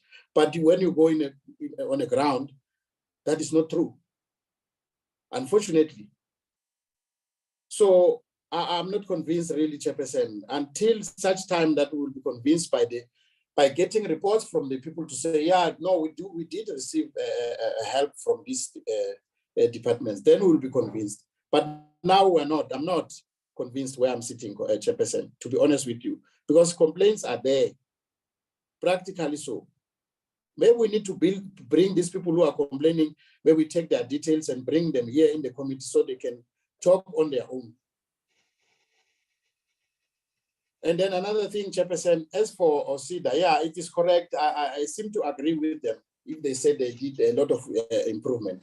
It is correct because, as I say, we also get some people commenting about that to say, yeah, no, but now I went to see that they did help me like this, even though some of them will tell you that we did applications, but we are still waiting.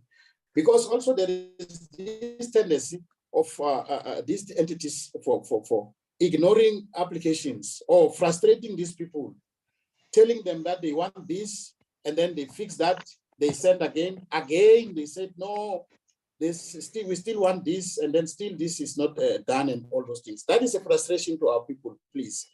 So, Chairperson, I'm really not convinced by CIFA, really. I don't know, but I'm not convinced really, because there are complaints about it. At least for CIDA, yeah, well, I stand to agree with our colleagues to say, at least it's better on their side because there is a certain improvement that we can also hear and see from our people. Thank you very much, Chairperson. Thank you, Honorable Ntenjana. I think they've noted your concerns. They will respond during engagement, but what I will advise honorable members, let's also check on the spending because the report speaks to many, many programs. Let's look at that as our role of doing oversight. At the same time, we reflect though dissatisfaction. It is important to do that. And I agree with you. We need to know those people because if we generalize, we are not assisting ourselves and won't be evenly assisting the team. So it is very, very important. If there is a matter, we must put it on record on the table and we will have to make some follow-up. Of course, you are right, honorable member. These were some of the things which we wanted to know, and these are some of the things which has pushed us to support those who recommended that the two agencies must merge for the sake of working together, because we realize, or they realize, those ones who propose that and we agree on that there is a gap between the two. So the collaboration between the two agencies will assist our people on the ground, because what we really want to see is improvement, as Honorable Hendricks has said, and as yourself, Honorable Mtenjana, is indicating. But let us put the facts on the table so that they will be able to really respond on issues which we have put before them.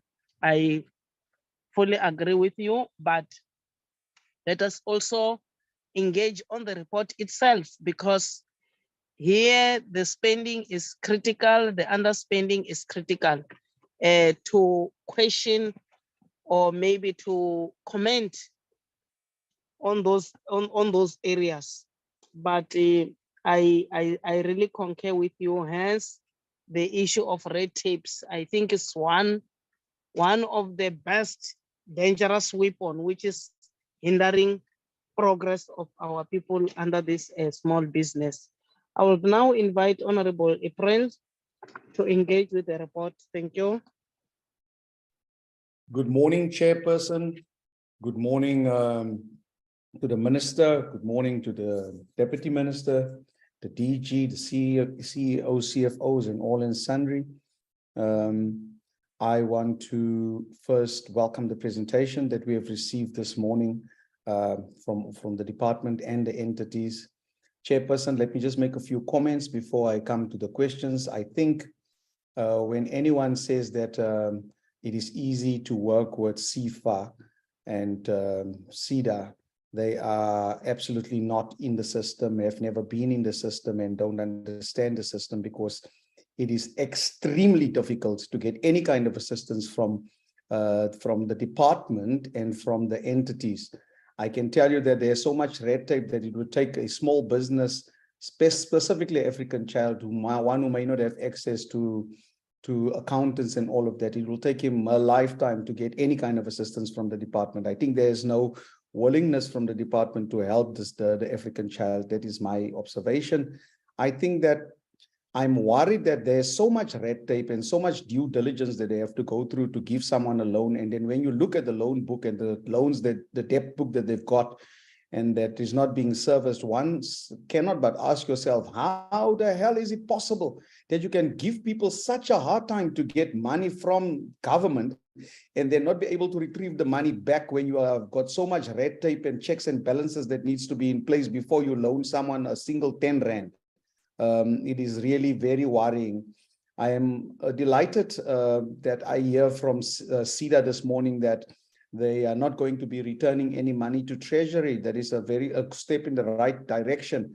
We would not want to see money being returned while the African child is suffering. I hear that there's schedules for things to happen. I wonder to who does it happen, because on the ground, like the previous speaker has said, The feeling is that you may be doing something, but you are doing it somewhere in a corner where we don't see. And when we have to apply oversight, when you come to this portfolio committee, you would think that we are trying to be funny. We are not. I'm telling you that from all of us collectively, unanimously, we can tell you that on the ground, there's a feeling that we are not delivering, and it's not you that's not delivering. We are the ones that go out, and we are the ones that go and lobby, and we go and ask people to vote and all of that, and we make promises to them, and we cannot deliver on these promises because you are failing us.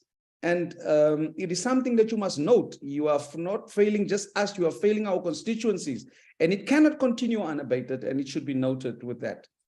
Chairperson, my first question that I would ask is, could the department please provide an update on the following issues as noted in the BRRR?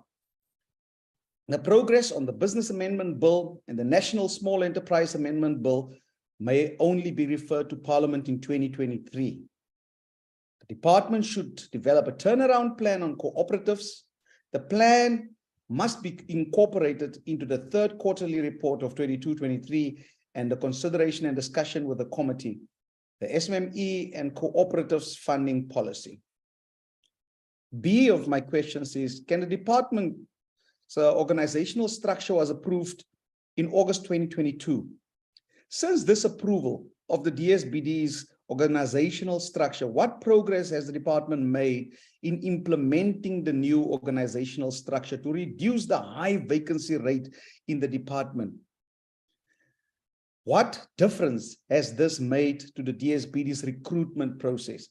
We cannot be sitting here and hear excuses about people not wanting to take up 2-year contracts when there's such a high unemployment rate in our country and there's so many vacancies available and so many graduates.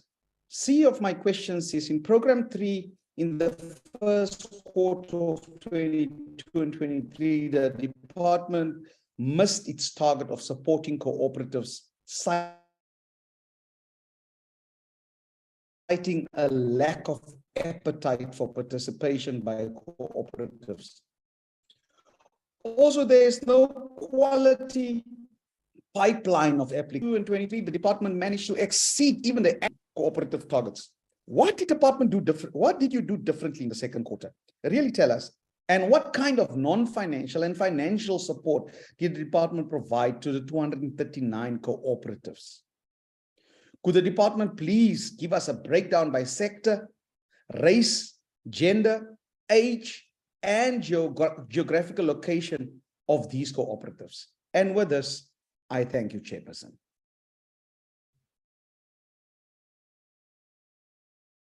Thank you, Honorable April. Honorable Thomelang, over to you.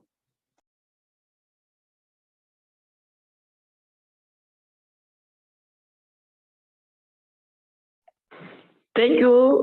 Good morning, Chair and the honorable members. I hope I'm audible, Chair. You are honorable. Proceed, please. You are audible. Okay.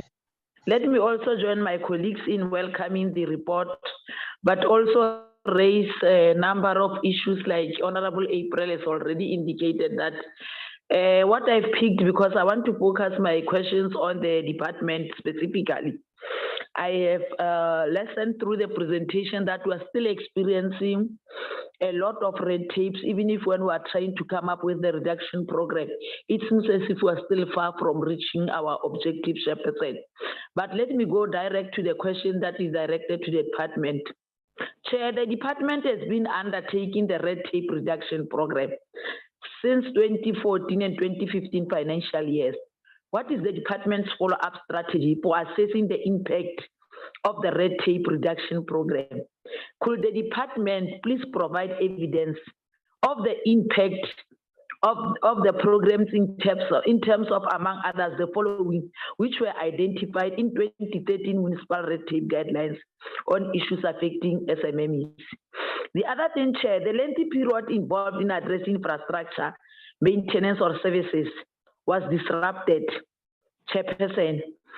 I also want to bring the department that there was also delay in rezoning process, which can result in business being forced to operate illegal or going out of business, Chair. My other question is, the president reported that letters are being prepared to premiers of each province to engage and encourage establishment of red tape reduction units. Meanwhile, the department is working with the municipalities on the reduction of the red tape. I want to check in taking the red tape in the country. How does the department ensure that the Department of Small Business Red Tape Reduction Program and the Presidency's Red Tape Reduction Program are not at odds with each other? There is no duplication, but rather there is synergy and complementary to each other, Chair. That is all my questions that I wanted to raise. Thank you, Chair. Thank Honorable Tlomelang. Braking, do we still have hands? Yes, Chairperson. Who are those hands? We have a hand of Honorable Batulelwa. And who else? And Honorable Jacobs. Okay. These were the last two hands. And this is the last that Okay. I've seen. So, thanks. Thank you. Honorable Matulelo, over to you. Thank you, Chair. Greeting to honorable members and all the stakeholders that are with us today. Mina nje okwam is going to be direct to e-department because e-department is failing us, Chair. Sayicela this department to give us a proper program of action, let alone that we see in posts. If ever you have a social media, you see it in post that the department will be in this place and that place. I was very disappointed to hear that the department was in Langa last week to do as usually this thing that they are going around. I don't know if they are campaigning for this conference of December, because there's nothing that they are doing there. And the problem is our people, they know that we represent them in this portfolio committee, and they don't know if the small businesses coming in their provinces without knowing any program, because we are representing our people on the ground. We are doing oversight. At least if they go, while we know this department is going to our provinces without us knowing, at least we will say our people must go there and then ask for themselves, because Tina, as this portfolio committee as well, they are concerned. We are just raising them. They are not attended to by the department. The department also, we asked here in this portfolio committee to the department that they must have a table or an office that will help our people in all municipalities. I don't know if is there anything difficult to put just a person that is going to help our people to register their companies. You know how difficult it is if you have to register your company in order for you to access the funds from the CFA. CFA that is not also assisting our people, is rejecting. And us as well as these members of parliament in this portfolio committee, we always say that we are crying as well on their behalf, that the system is not favorable for our people. So I'm not pleased, Chair. I won't even go to the other presentations. I will just to tell this department that they must take us serious shame. Just for once in their lives, they must take the portfolio committee members, if they fail to take the community serious. Because now, as things stand right now, there's nothing done for those victims of floods in the Eastern Cape. Even the minister, when he's going around, I don't know what she is doing, shame, is not even verifying the people that is giving these things that she says is giving the material to those informal traders is not even verifying if this person is really an informal trader. To my surprise, 90% of those people are not even acting in this business sector. They are just politicians. So please, I would just say to the minister that she must stop this pride and come to us, because we are working in our constituencies every week. We are living within our communities every day. So it won't help if we operate in a department. We are going to come here with the budgets, you approve, and those budgets are going where we don't know, and the frauds will continue to happen if we are not involved as a collective. Thank you, Chairperson. Oh, thank you, Honorable Matulela. Honorable Jacobs. I want to reconcile myself with the inputs made by the other members. I think we also need to give credit where credit is due. So Minister and Deputy Minister and DG and the team, the CFOs, I think we've achieved a lot in this quarter, and they must take about 18 out of the 5 that's not dealt with. I think many questions when issues was raised, the issue of vacancy, the issue of database was all covered. In terms of disability, I'd like to ask DG if you can't work with the disability sector, the disability people of South Africa. They are a membership-based organization. Maybe they will help with increasing the targets. We want to acknowledge, well done for paying before 30 days. I think there is a question around that. The link, only 19 out of your 100 locals linked to global markets. I think here we must maybe check ministry if we can't get our Department of DIRCO to assist. You know, China and the EU and all the other big nations are doing really well with the trade engagement and maybe DTI, because this is an important thing. Why can't our crafts and small businesses go to China and go to the European and organize through the department? Then in terms of we said the target for products was 81 out of 75. So we achieved that. But what are the products and what are the services? Again, we've overachieved on the women targets. I think it's 705 and the target was 500. Where are these women and how did they achieve these objectives? Chair, I think it's the CFO of the CE of CIFA also spoke about they're leveraging R1 that they pay for every 6 rand that the banks are paying. We need to ensure that we get that better. And you also make mention that we get more money from EU and not from National Treasury for Kula. And I think that's something that we need to follow up. And then my advice also to Mr. Nkosi from Presidency and the department, if you can get SALGA to write one bylaw that makes it easier for people to trade in municipalities, then your target will not only be 6 municipalities, then it will be 258 municipalities. And then just lastly, Chair, I know, I think it's DTI or NEF has this SMME Connect platform.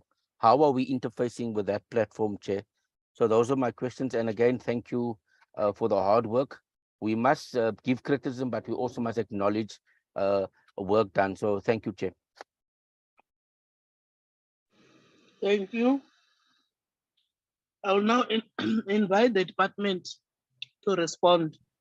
Thanks for those inputs. Yes. Sorry Yes, to King. disturb you. There were, I think Mr. Kruger had some problems. He has now raised a hand, and then Honorable April, I think maybe he wanted a second bite. So I think we can take Honorable Kruger, since he indicated that he has got these network challenges. Honorable Kruger.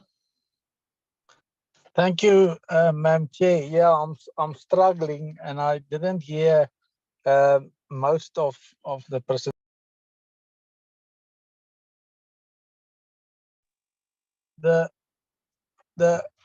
So please accept my apology if the question or the comment was made already by my colleagues. It's just about there's two things that I want to talk about. Is number one, the department, what are they doing about the 30-day payments? Not of the department themselves, but the other department.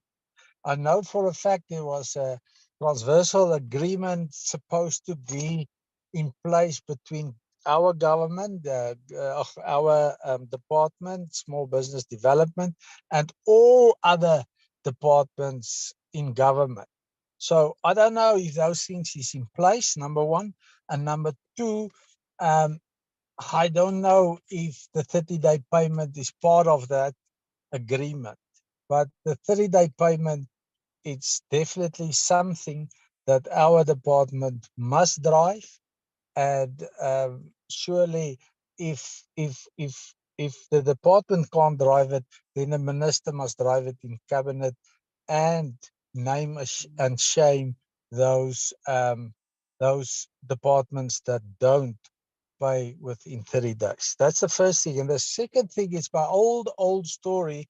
It's about SEDA in Witbank, Emalahleni. Madam Chair, I spoke many times about it. I phoned people, I phoned the DG. You know, if you don't know where's the office, you will never find it because there's no signage up with it. It's at least 15 kilometers away from the people that needs SEDA the most. It's situated in one of the most, you know, how can I say, extensions, you know, where people sort of have money and what have you. So it's far away from our people on the ground, the people that need SEDA. So as I say, if you don't know where their office are, I was looking for it for a very long time, and then eventually I got it. There's no sign that says SEDA. You must go upstairs, and then eventually you see here's the doors. It's always closed, and it seems there's nobody in. If you knock, then somebody will open. So and I plead with SEDA, please fix Emalahleni, because there's a lot of small businesses that need their help. Not just Emalahleni, but as far as Timbasiliani, Dr. J.S. Maroka, and so on. So yeah, that is my comment. And Madam Chair, sorry if I duplicated. Accept my apology. Thank you.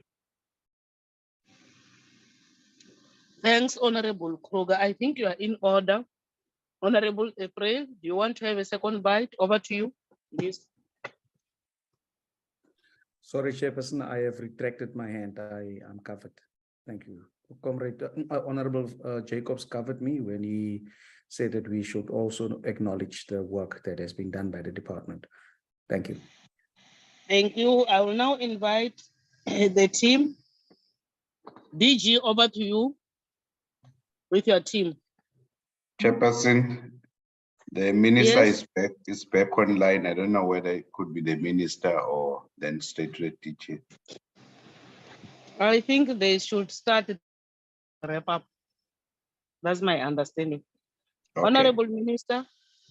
I agree with you, Chair. Thank you. No, thanks, Chair. Maybe we can start with the last question. Maybe SEDA can just respond on the issue of Emalahleni. I remember it's not the first time, and then SEFA can respond on the work that they are doing, especially in Mpumalanga. CEO SEDA.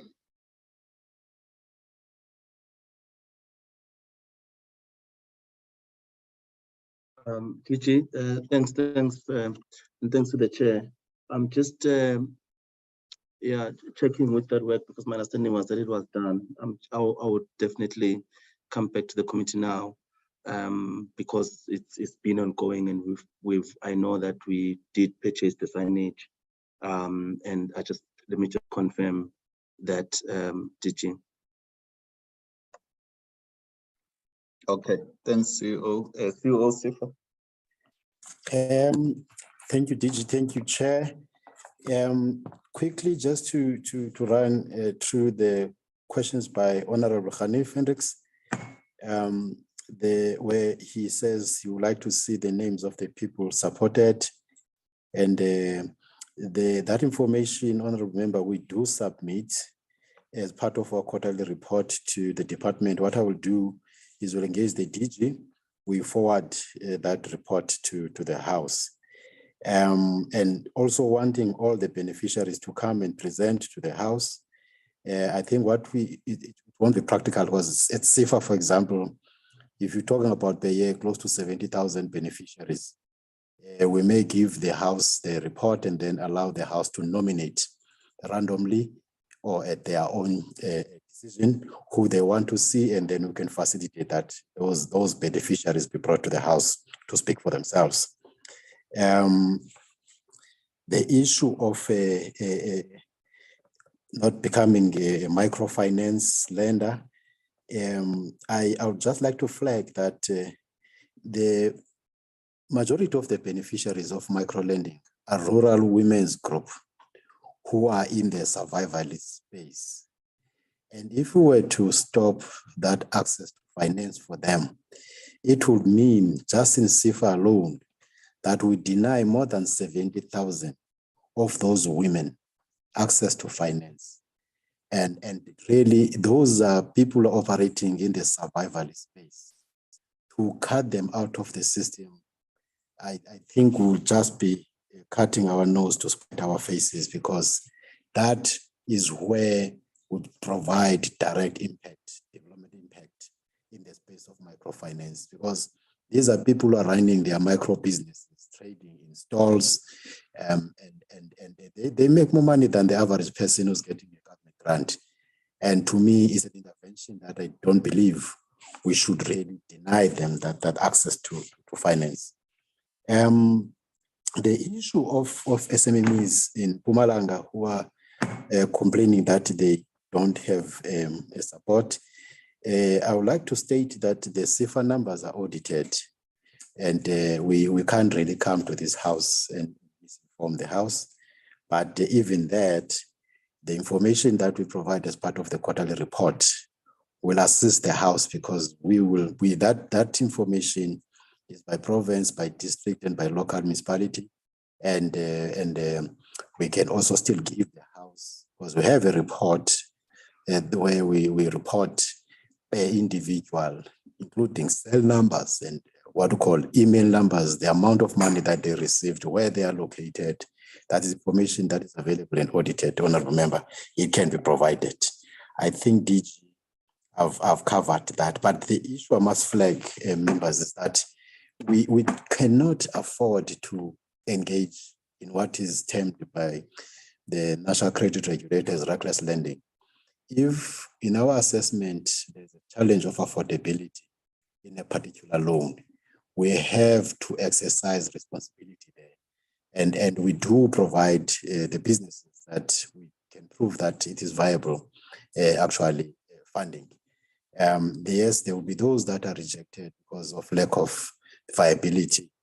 And also remembering that we are not a collateral lender, we're a cash flow lender, because we know a majority of our applicants do not have collateral. Therefore, if you don't have collateral, the issue of cash flow generation of the business to service the loan becomes a critical security for the entity. I'll pause there, DG. Thank you. Unless I've left something, I'm ready to come back. Thank you. Thanks, CEO. I think CEO Sida is ready to respond so that we can move to the department. Thanks, CEO. Thanks, Chair and members. Yes, indeed, we have, I was worried about the matter, but the team has confirmed that indeed, as I understood, the signage is up. for our office in terms of it being visible and being seen.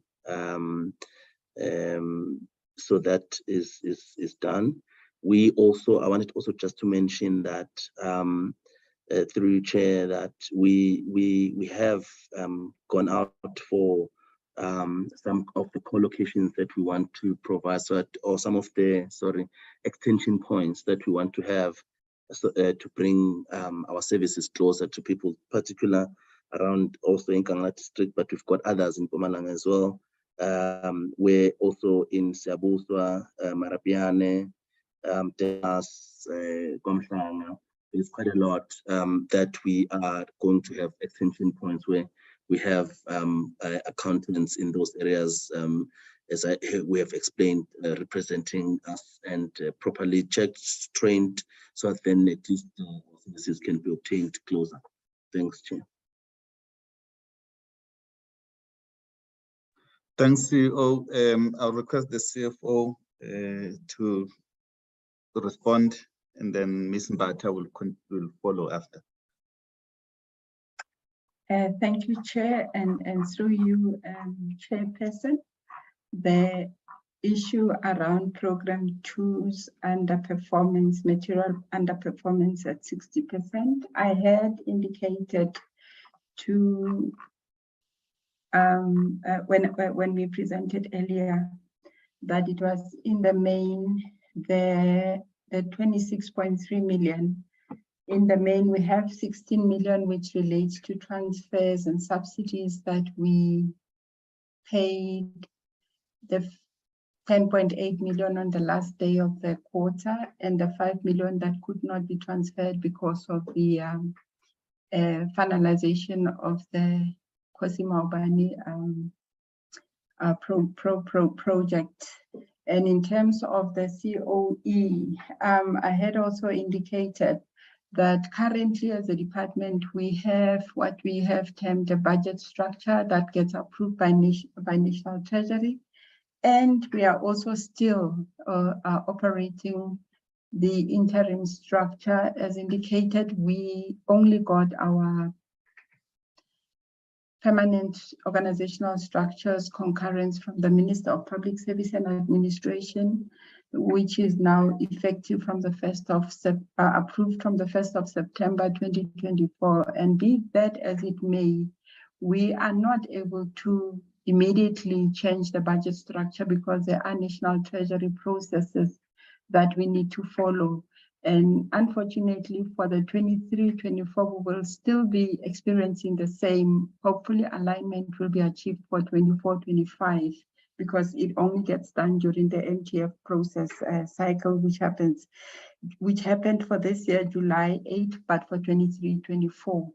Now, in terms of how are we going to make sure that these misalignments or incorrect allocations do not happen, we do pass journal for personnel and posting of expenditure. We just need to do better in terms of the capturing and allocating of expenditure, especially for projects that were not previously planned for. As indicated, we re-implemented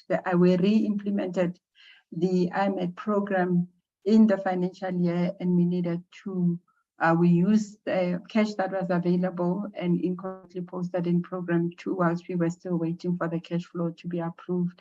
I hope it assists, but much as we try to plan cash flow wise, reality on the ground at times does not allow for us to use the drawn down money at the time that we planned for it to be disbursed, and we can only just disburse it at the time that the correct documents are provided to finance for us to process. And unfortunately, fortunately, we are empowered by the guidelines from National Treasury to adjust and get National Treasury to approve the cash flow adjustments as we make them, as we go along throughout the year, Chair. And that's the other corrective measures that we do, realign our cash flow projections with Treasury's approval. Thank you, DG. Thanks, CFO, Chief Director, Corporate Management. Thank you, DG. Good morning, honorable members. With the question in relation to what progress has been made in implementing the new organizational structure to reduce the vacancy rate, I would like to indicate to the committee that the department has initiated the matching and placing strategy and has initiated placement for all chief directors, deputy directors, and assistant directors within the department. We have advertised 28 posts to date, which the number will increase to about 32 by the 2nd of December. We've also made 6 appointments since the structure was approved, and we'll be making an additional 5 appointments by the end of January the next year. We are then in the process of scheduling the advertising of the 26 posts that are remaining within the recruitment plan for this financial year, and they should go out in the 4th quarter. In terms of the vacancy rate, when the structure was approved, the vacancy rate was sitting at 15.6%, and it has been decreased to about 14.2%, which is a change of about 1.4%. The vacancy rate will continue to decrease because the rate of recruitment is now above the rate of termination, because you would have noticed that in our report, our biggest challenge was terminations while we are trying to recruit.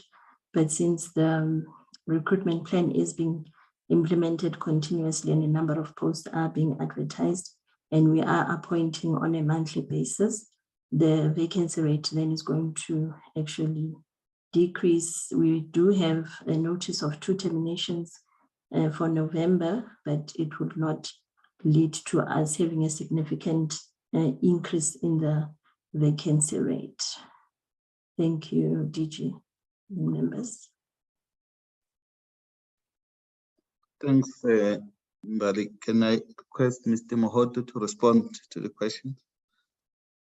Thank you very much, DG, and good morning to Honorable Chair, Honorable members, and the Minister. Let me pick up on the questions, DG, that are pertinent to my program.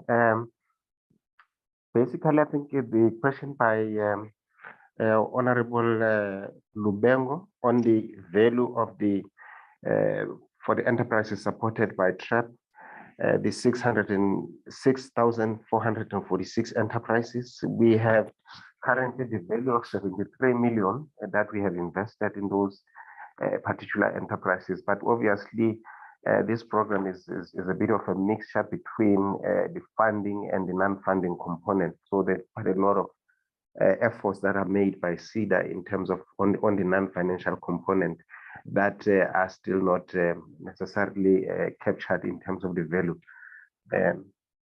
On the other question, is on the issue of the security on the infrastructure of Osima that was indicated.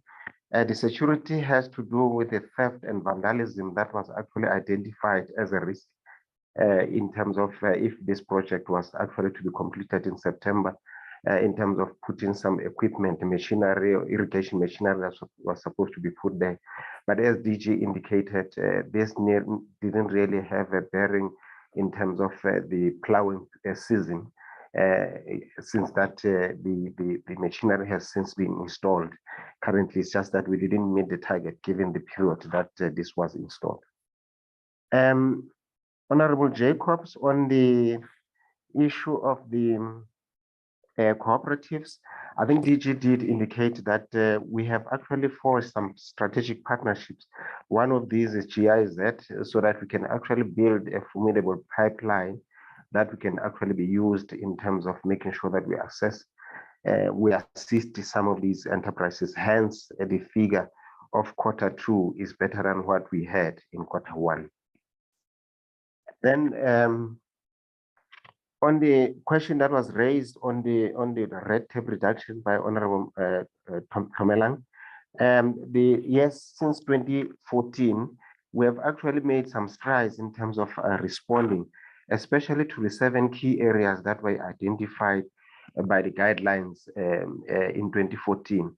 And some of these then have found expression in the overall red tape reduction program within the department. I think it is known that this program is actually have assisted quite a number of especially municipalities. And in the main, I think we are also looking at the sectoral focus of this program. DG did allude to the fact that we have, for instance, a tourism transport license that we have actually unlocked with Department of Transport. So those are the areas that are impactful that we are actually making some strides in making sure that those guidelines that we approved in 2014 are making some progress in terms of implementing the red tape reduction program. And in terms of the presidency, our synergies with the presidency, indeed, I think we're working quite in a very harmonized way with the president's office on the red tape. In fact, there was an engagement directly with the presidency and the minister at the ministerial level with the minister in terms of what is their focus areas and what is their role versus the role of DSBD. And we know that they are actually playing a very important role of coordinating some of the efforts that are done across government. And therefore, the programs that are actually being implemented across government in the departments remain the departmental programs, while they are actually the presidency is unlocking some of the bottlenecks that we have, as the program areas, as departments. And then maybe lastly, the last question that I may want to respond to is the 30-day payment. In terms of the 30-day payment, really we're working with the National Treasury to make sure that we really strengthen that particular area of the legislation that they are implementing. And one of the things really is to make sure that we look at the regulations and see how we can be able to make sure that they bite in terms of the departments that are not complying with this. But I think looking forward, we really looking at playing a very advocacy role, doing the analysis of the report that are issued by the National Treasury, so that we can be able to inform and advocate to departments that are not necessarily complying into this. And there are also other initiatives in the pipeline where we can be able to strengthen our policy and legislative areas to ensure that we play a critical role of playing an oversight in this particular area. DG, those are the questions that I wanted to respond to. Thank you very much. I'm not sure if I left anything. If I did, please, you can indicate. Thanks very much, DG. Thanks. I think last is Mr. Ndoma. If you can respond to your questions. Thank you, DG, and greetings to the Minister and also the honorable members. Yeah, the first question that I just want to respond to is around the Business Act. We have put together a plan in driving the Business Act, and also we've set out a very clear deadline that we anticipated that the bill is going to be before Parliament in next year, around April. So we are anticipating that we will be able to meet that deadline in terms of the Business Act. So members have already been given preview to that implementation plan, and we are going to be sticking to it and make sure that we're able to deliver in making sure that the bill is before Parliament next year, financial year, around March and April. We anticipate that it will be before the minister, before then, so that the minister can then introduce it to Parliament. And then the issue of those product markets, those products and services that are linked to markets, we've got a list of those products, and we can share them with the members so that the members can be able to see that list of those products that are linked to market. We have them, and they vary in terms of various sectors of the economy. So we will, as a follow-through, provide that list as required. And then also on the issue of the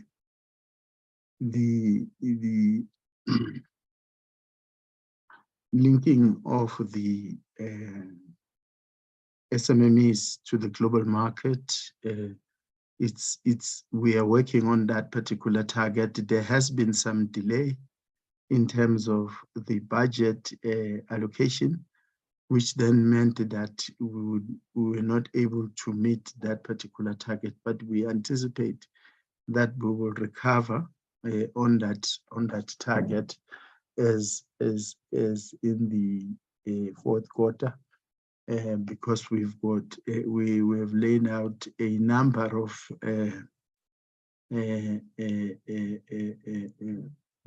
exhibitions that are going to assist us to be able to link a number of businesses into the global market. So we are aware that we didn't perform well on that target, but we will recover towards the fourth quarter. Thank you very much, DG. I hope I've covered all the issues for the branch. Thank you very much. Thanks, Jeff. Thanks, Chair, Minister. Just few that I think were missed. I think one question was about the SME cooperatives funding policy. As I indicated, we already done with the consultations. We presented it to the minister. So this quarter we were taking it through the cluster, because we want it to be a national policy. It should not be just a departmental policy. So it will be taken through the cluster straight to cabinet, so that it gets gazetted for us to get further inputs before it's finalized. It's similar to what we did with the National Integrated Strategic Plan, that NISET master plan that was just launched. So we are in that process. Work is continuing in that space. I do agree with Honorable Faiz on the inputs that he has provided in us linking up with the other sectors, including SALGA, so that we deal with red tape. They do support us in the red tape reduction task team. We do have an interprovincial task team, which includes all provinces, as well as national government departments. Mainly DTIC is part of that, Presidency is part of that, tourism. They're also part of the departments that are always with us, and also National Treasury that are always with us when we engage with provinces when it comes to red tape reduction issues. And then there was a concern that was raised by Honorable April regarding accessibility of our support, that we will always strive to better our interventions. As the Minister indicated when she was making her introductory remarks, that even on TREP, we are always reviewing and how can we make it more accessible and easier for people to access it, but still remaining compliant with the other relevant prescripts. So we will always continue to do that. There is a turnaround plan on co-ops that we are working on as directed by the Minister and Deputy Minister. We are interacting with other structures outside of government, including institutions of higher learning. We know that, for example, University of Zululand is offering a diploma in corporate. So it's critical for us to exploit, these partnerships with key institutions like university, so that we do really expand capacity in the understanding of cooperatives within the department, but also within the sector, so that we all speak the same language when we talk about cooperatives and what they are supposed to represent. The National Small Enterprise Amendment Bill is, we are finalizing it. We had finalized the aspect that deals with the ombuds, and they got the socio-economic impact assessment, as well as the Office of the Chief Technical Advisor certificate. We had delayed it to accommodate this merger of SEDA, CIFA, and CBDA.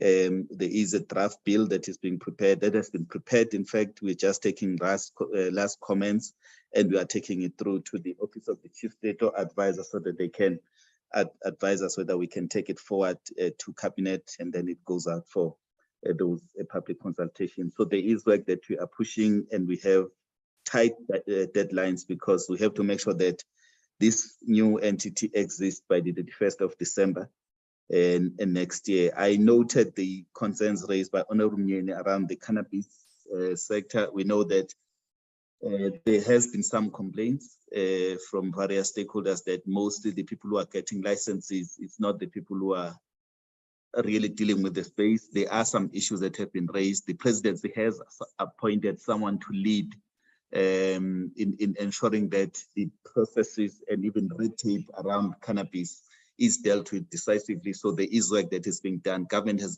recognized the fact that most of the people who are getting these licenses are not the people who have been doing it informally. So there are too many restrictions, too many hoops that needs to be jumped by people who want to do this thing legally. So the presidency has recognized that there is someone that we are working with who's leading, especially Department of Agriculture and Department of Health, because they are mostly responsible for regulatory matters when it comes to cannabis. We are also part of that process. I think there were concerns raised by Honorable Matuleva regarding Minister and Deputy Minister going around the country, especially in distribution of the equipment. I must indicate, I know that they will speak for themselves, but the equipment that is distributed is for people who are involved in informal business activity. We work closely with the municipalities, not people that are pointed out by us as a department sitting in Pretoria. We work closely with the associations in various municipalities to identify these people, and we also strive to invite the PC to be part of the handover activities, because we believe that you have to see the work that we are doing so that you can also appreciate how far we've gone and how much we are trying to reach as many informal as well as formal businesses as possible. So that work is continuing. We will continue to do that, but we work closely, just to assure you that we work closely with the municipalities here. Most of the people that get the equipment is people that we don't know as a department. It's people that are part of the informal business associations and also working closely with the municipalities. Some of them are people that have been in the space for quite some time. They just need that push with us providing the equipment to make sure that their businesses improve. I hope, Chair, I've covered all the questions, and I'll hand over to the Minister. Thanks. Thank you, Minister. Over to you.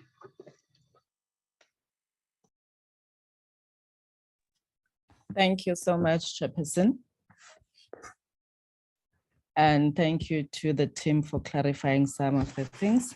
Just to start where the DG landed. The process towards applications for the IMEDP, they take place at local government level.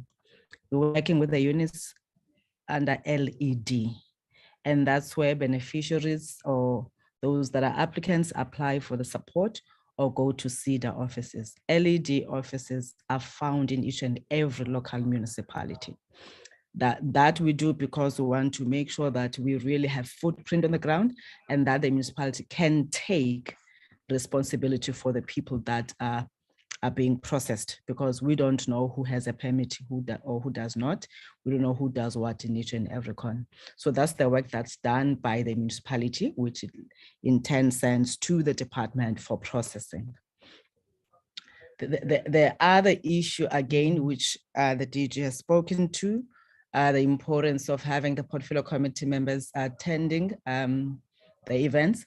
We do send a note where the minister is going to be involved, but the DG has committed that even if the ministry is there or not, they will. But we always alert even the PCOs after we've alerted the portfolio committee. There is concerns as members, there is a concern as members are highlighting in relation to the kind of support that we provide, and the agencies have spoken to that. We will, I hope CEO Sifa, you can just get that information shared right now. We had said for all those that are receiving support from us, they must know that they're getting funding from public funds, and therefore their information ought to be made available, but of course not for exploitation. Because some of them had complained that they receive calls when the information is publicized.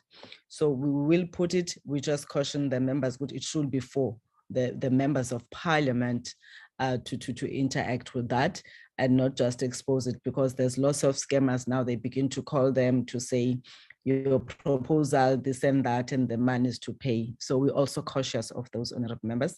Now that we are trying to deprive yourselves of the information that we must give to yourselves. We're working with different departments in order to deal with the red tape, as it has been mentioned.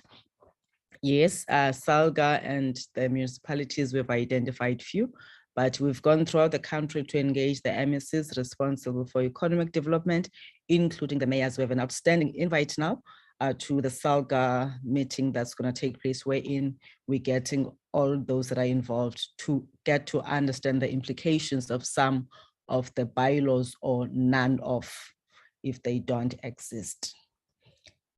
President did mention that the NDP indicates that we have to create 9 million jobs out of the 11 million, but now it has been revised by the National Planning Commission to 13 million because of the COVID implications, which means the SMMEs and cooperatives now have a responsibility to create about 11 million jobs. And at the center of the economic reconstruction and recovery plan is the issue of the industrialization, wherein we highlight that localization as the president did. What we're doing in this regard to add to what is on the shelves, what has been produced, is to try to leverage to the existing funds through the ESD programs. We passed the BBBE Act, which dictates that 3% of the annual turnover must be allocated towards enterprise supplier development. We're now trying to get those forecast to say at least 15% of the amount must go to township businesses, 15% to rural businesses. Then of the entire package, 33% must be towards capacity building, and 67% be distributed across technology, infrastructure, and the working capital. And if we are successful in this, because remember, this is an act that is administered currently by Department of Trade Industry and Cooperation, but we are engaging them to say, if it's possible, they must then allow us to be able to provide oversight on that, so that we can be able to say, as we have made these deliberate interventions in a particular sector, how does each company contribute to that? And we believe that if we were to do that, we'll be able to increase the numbers. Just as things stand, honorable members, currently we have 3 to 3.5 million SMMEs, which according to reports, they create just less 10 million jobs, which means if we are to reach the target by 2030, we need to make sure that we create more, about 4 million SMMEs. And that means a need for a coordinated effort and resources, a need for increased budgeting in terms of the budget development support, because this is where SMMEs and cooperatives are lagging. That's why you find out that CIFA will say we have declined, NEF will say we have declined, because we have not checked or invested a lot in the investment readiness of these companies. And this is why now we are saying SEDA must really play on that space. They make sure that they enhance the initiatives that are there, so that people can be able, before they are given funding, they are checked, they are trained, and indeed when the money comes, they are ready to spend, and then we provide the post-investment support. If we do that, we're then able to say, if Parliament has approved that through National Treasury, we must be given 200 million rands for incubation centers. How many incubation centers are there, and how many SMMEs will be created in that 200 million? So we are also reviewing our incubation model to make sure that it talks to the job, but at the center of it, it gives access to people on industrialization so that they can participate. And as I said, the ESD and the incubation center is one of the critical programs that we are really working on. We are engaging with provincial departments. We've written to premiers in relation to the delays in payment of service providers. Although we acknowledge that, yes, National Treasury, but honorable members are correct to say we are the ones that must champion the interest of the small businesses, and therefore we have to devise other strategies, even when the law says, according to this, it's the responsibility of National Treasury. And some of those interventions include engaging directly with provinces and signing up whilst we are working on those frameworks with National Treasury and the additions that must be provided. I think I would have responded to the gaps that were there. Yeah, let me pause the chairperson. Thank you so much.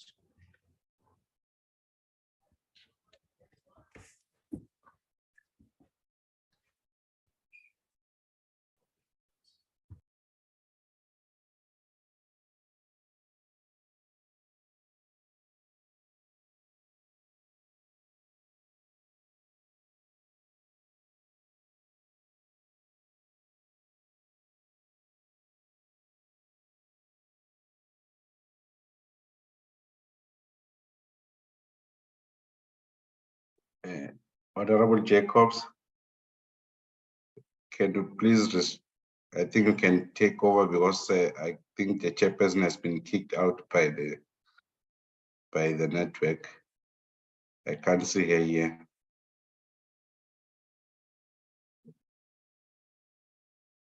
Oh, she's there. Let me try. Chairperson.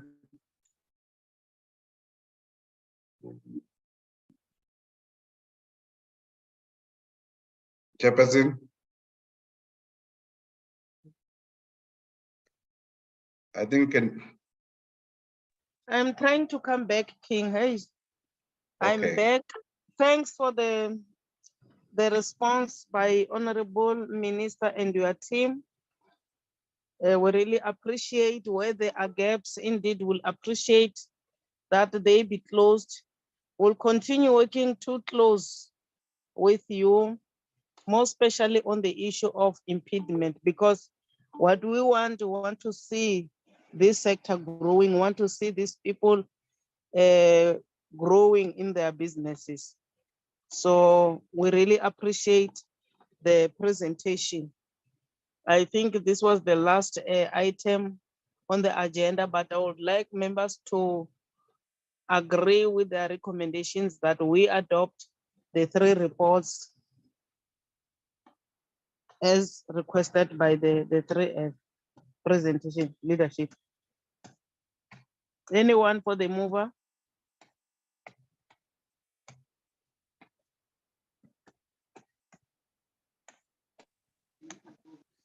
Chair, Yes. that's me. I move the report to Oh, you be move for- adopted as it is. Thank you. I second, Chair. Thank you, seconded.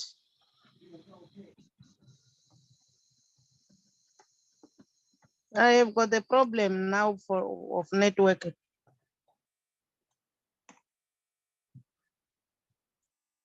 I have got a problem of network, but I'm happy that we are done. Yes, can we go back to our agenda? I reject it, Chair. And there is no such in the committee. Thank you, honorable members. We have come to the end of our meeting.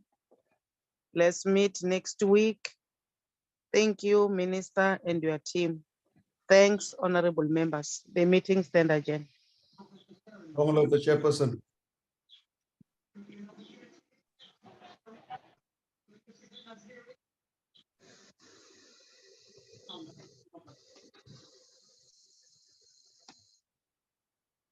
Recording stopped.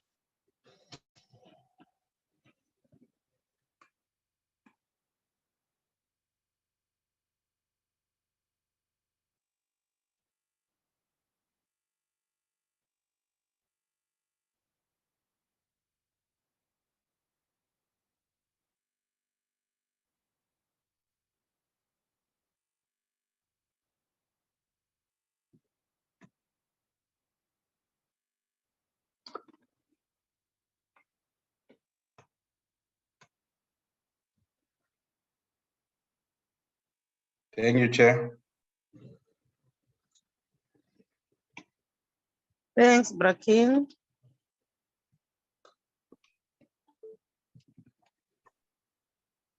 Siyabonga baba Nkosi Luthuli. Chair, Thank you. uyakamuhle nje. Yeah, Muhle namhlanje. ngikutshelile it's November month. Uyambona nenkosi Siyabonga, Luthuli. siyabonga.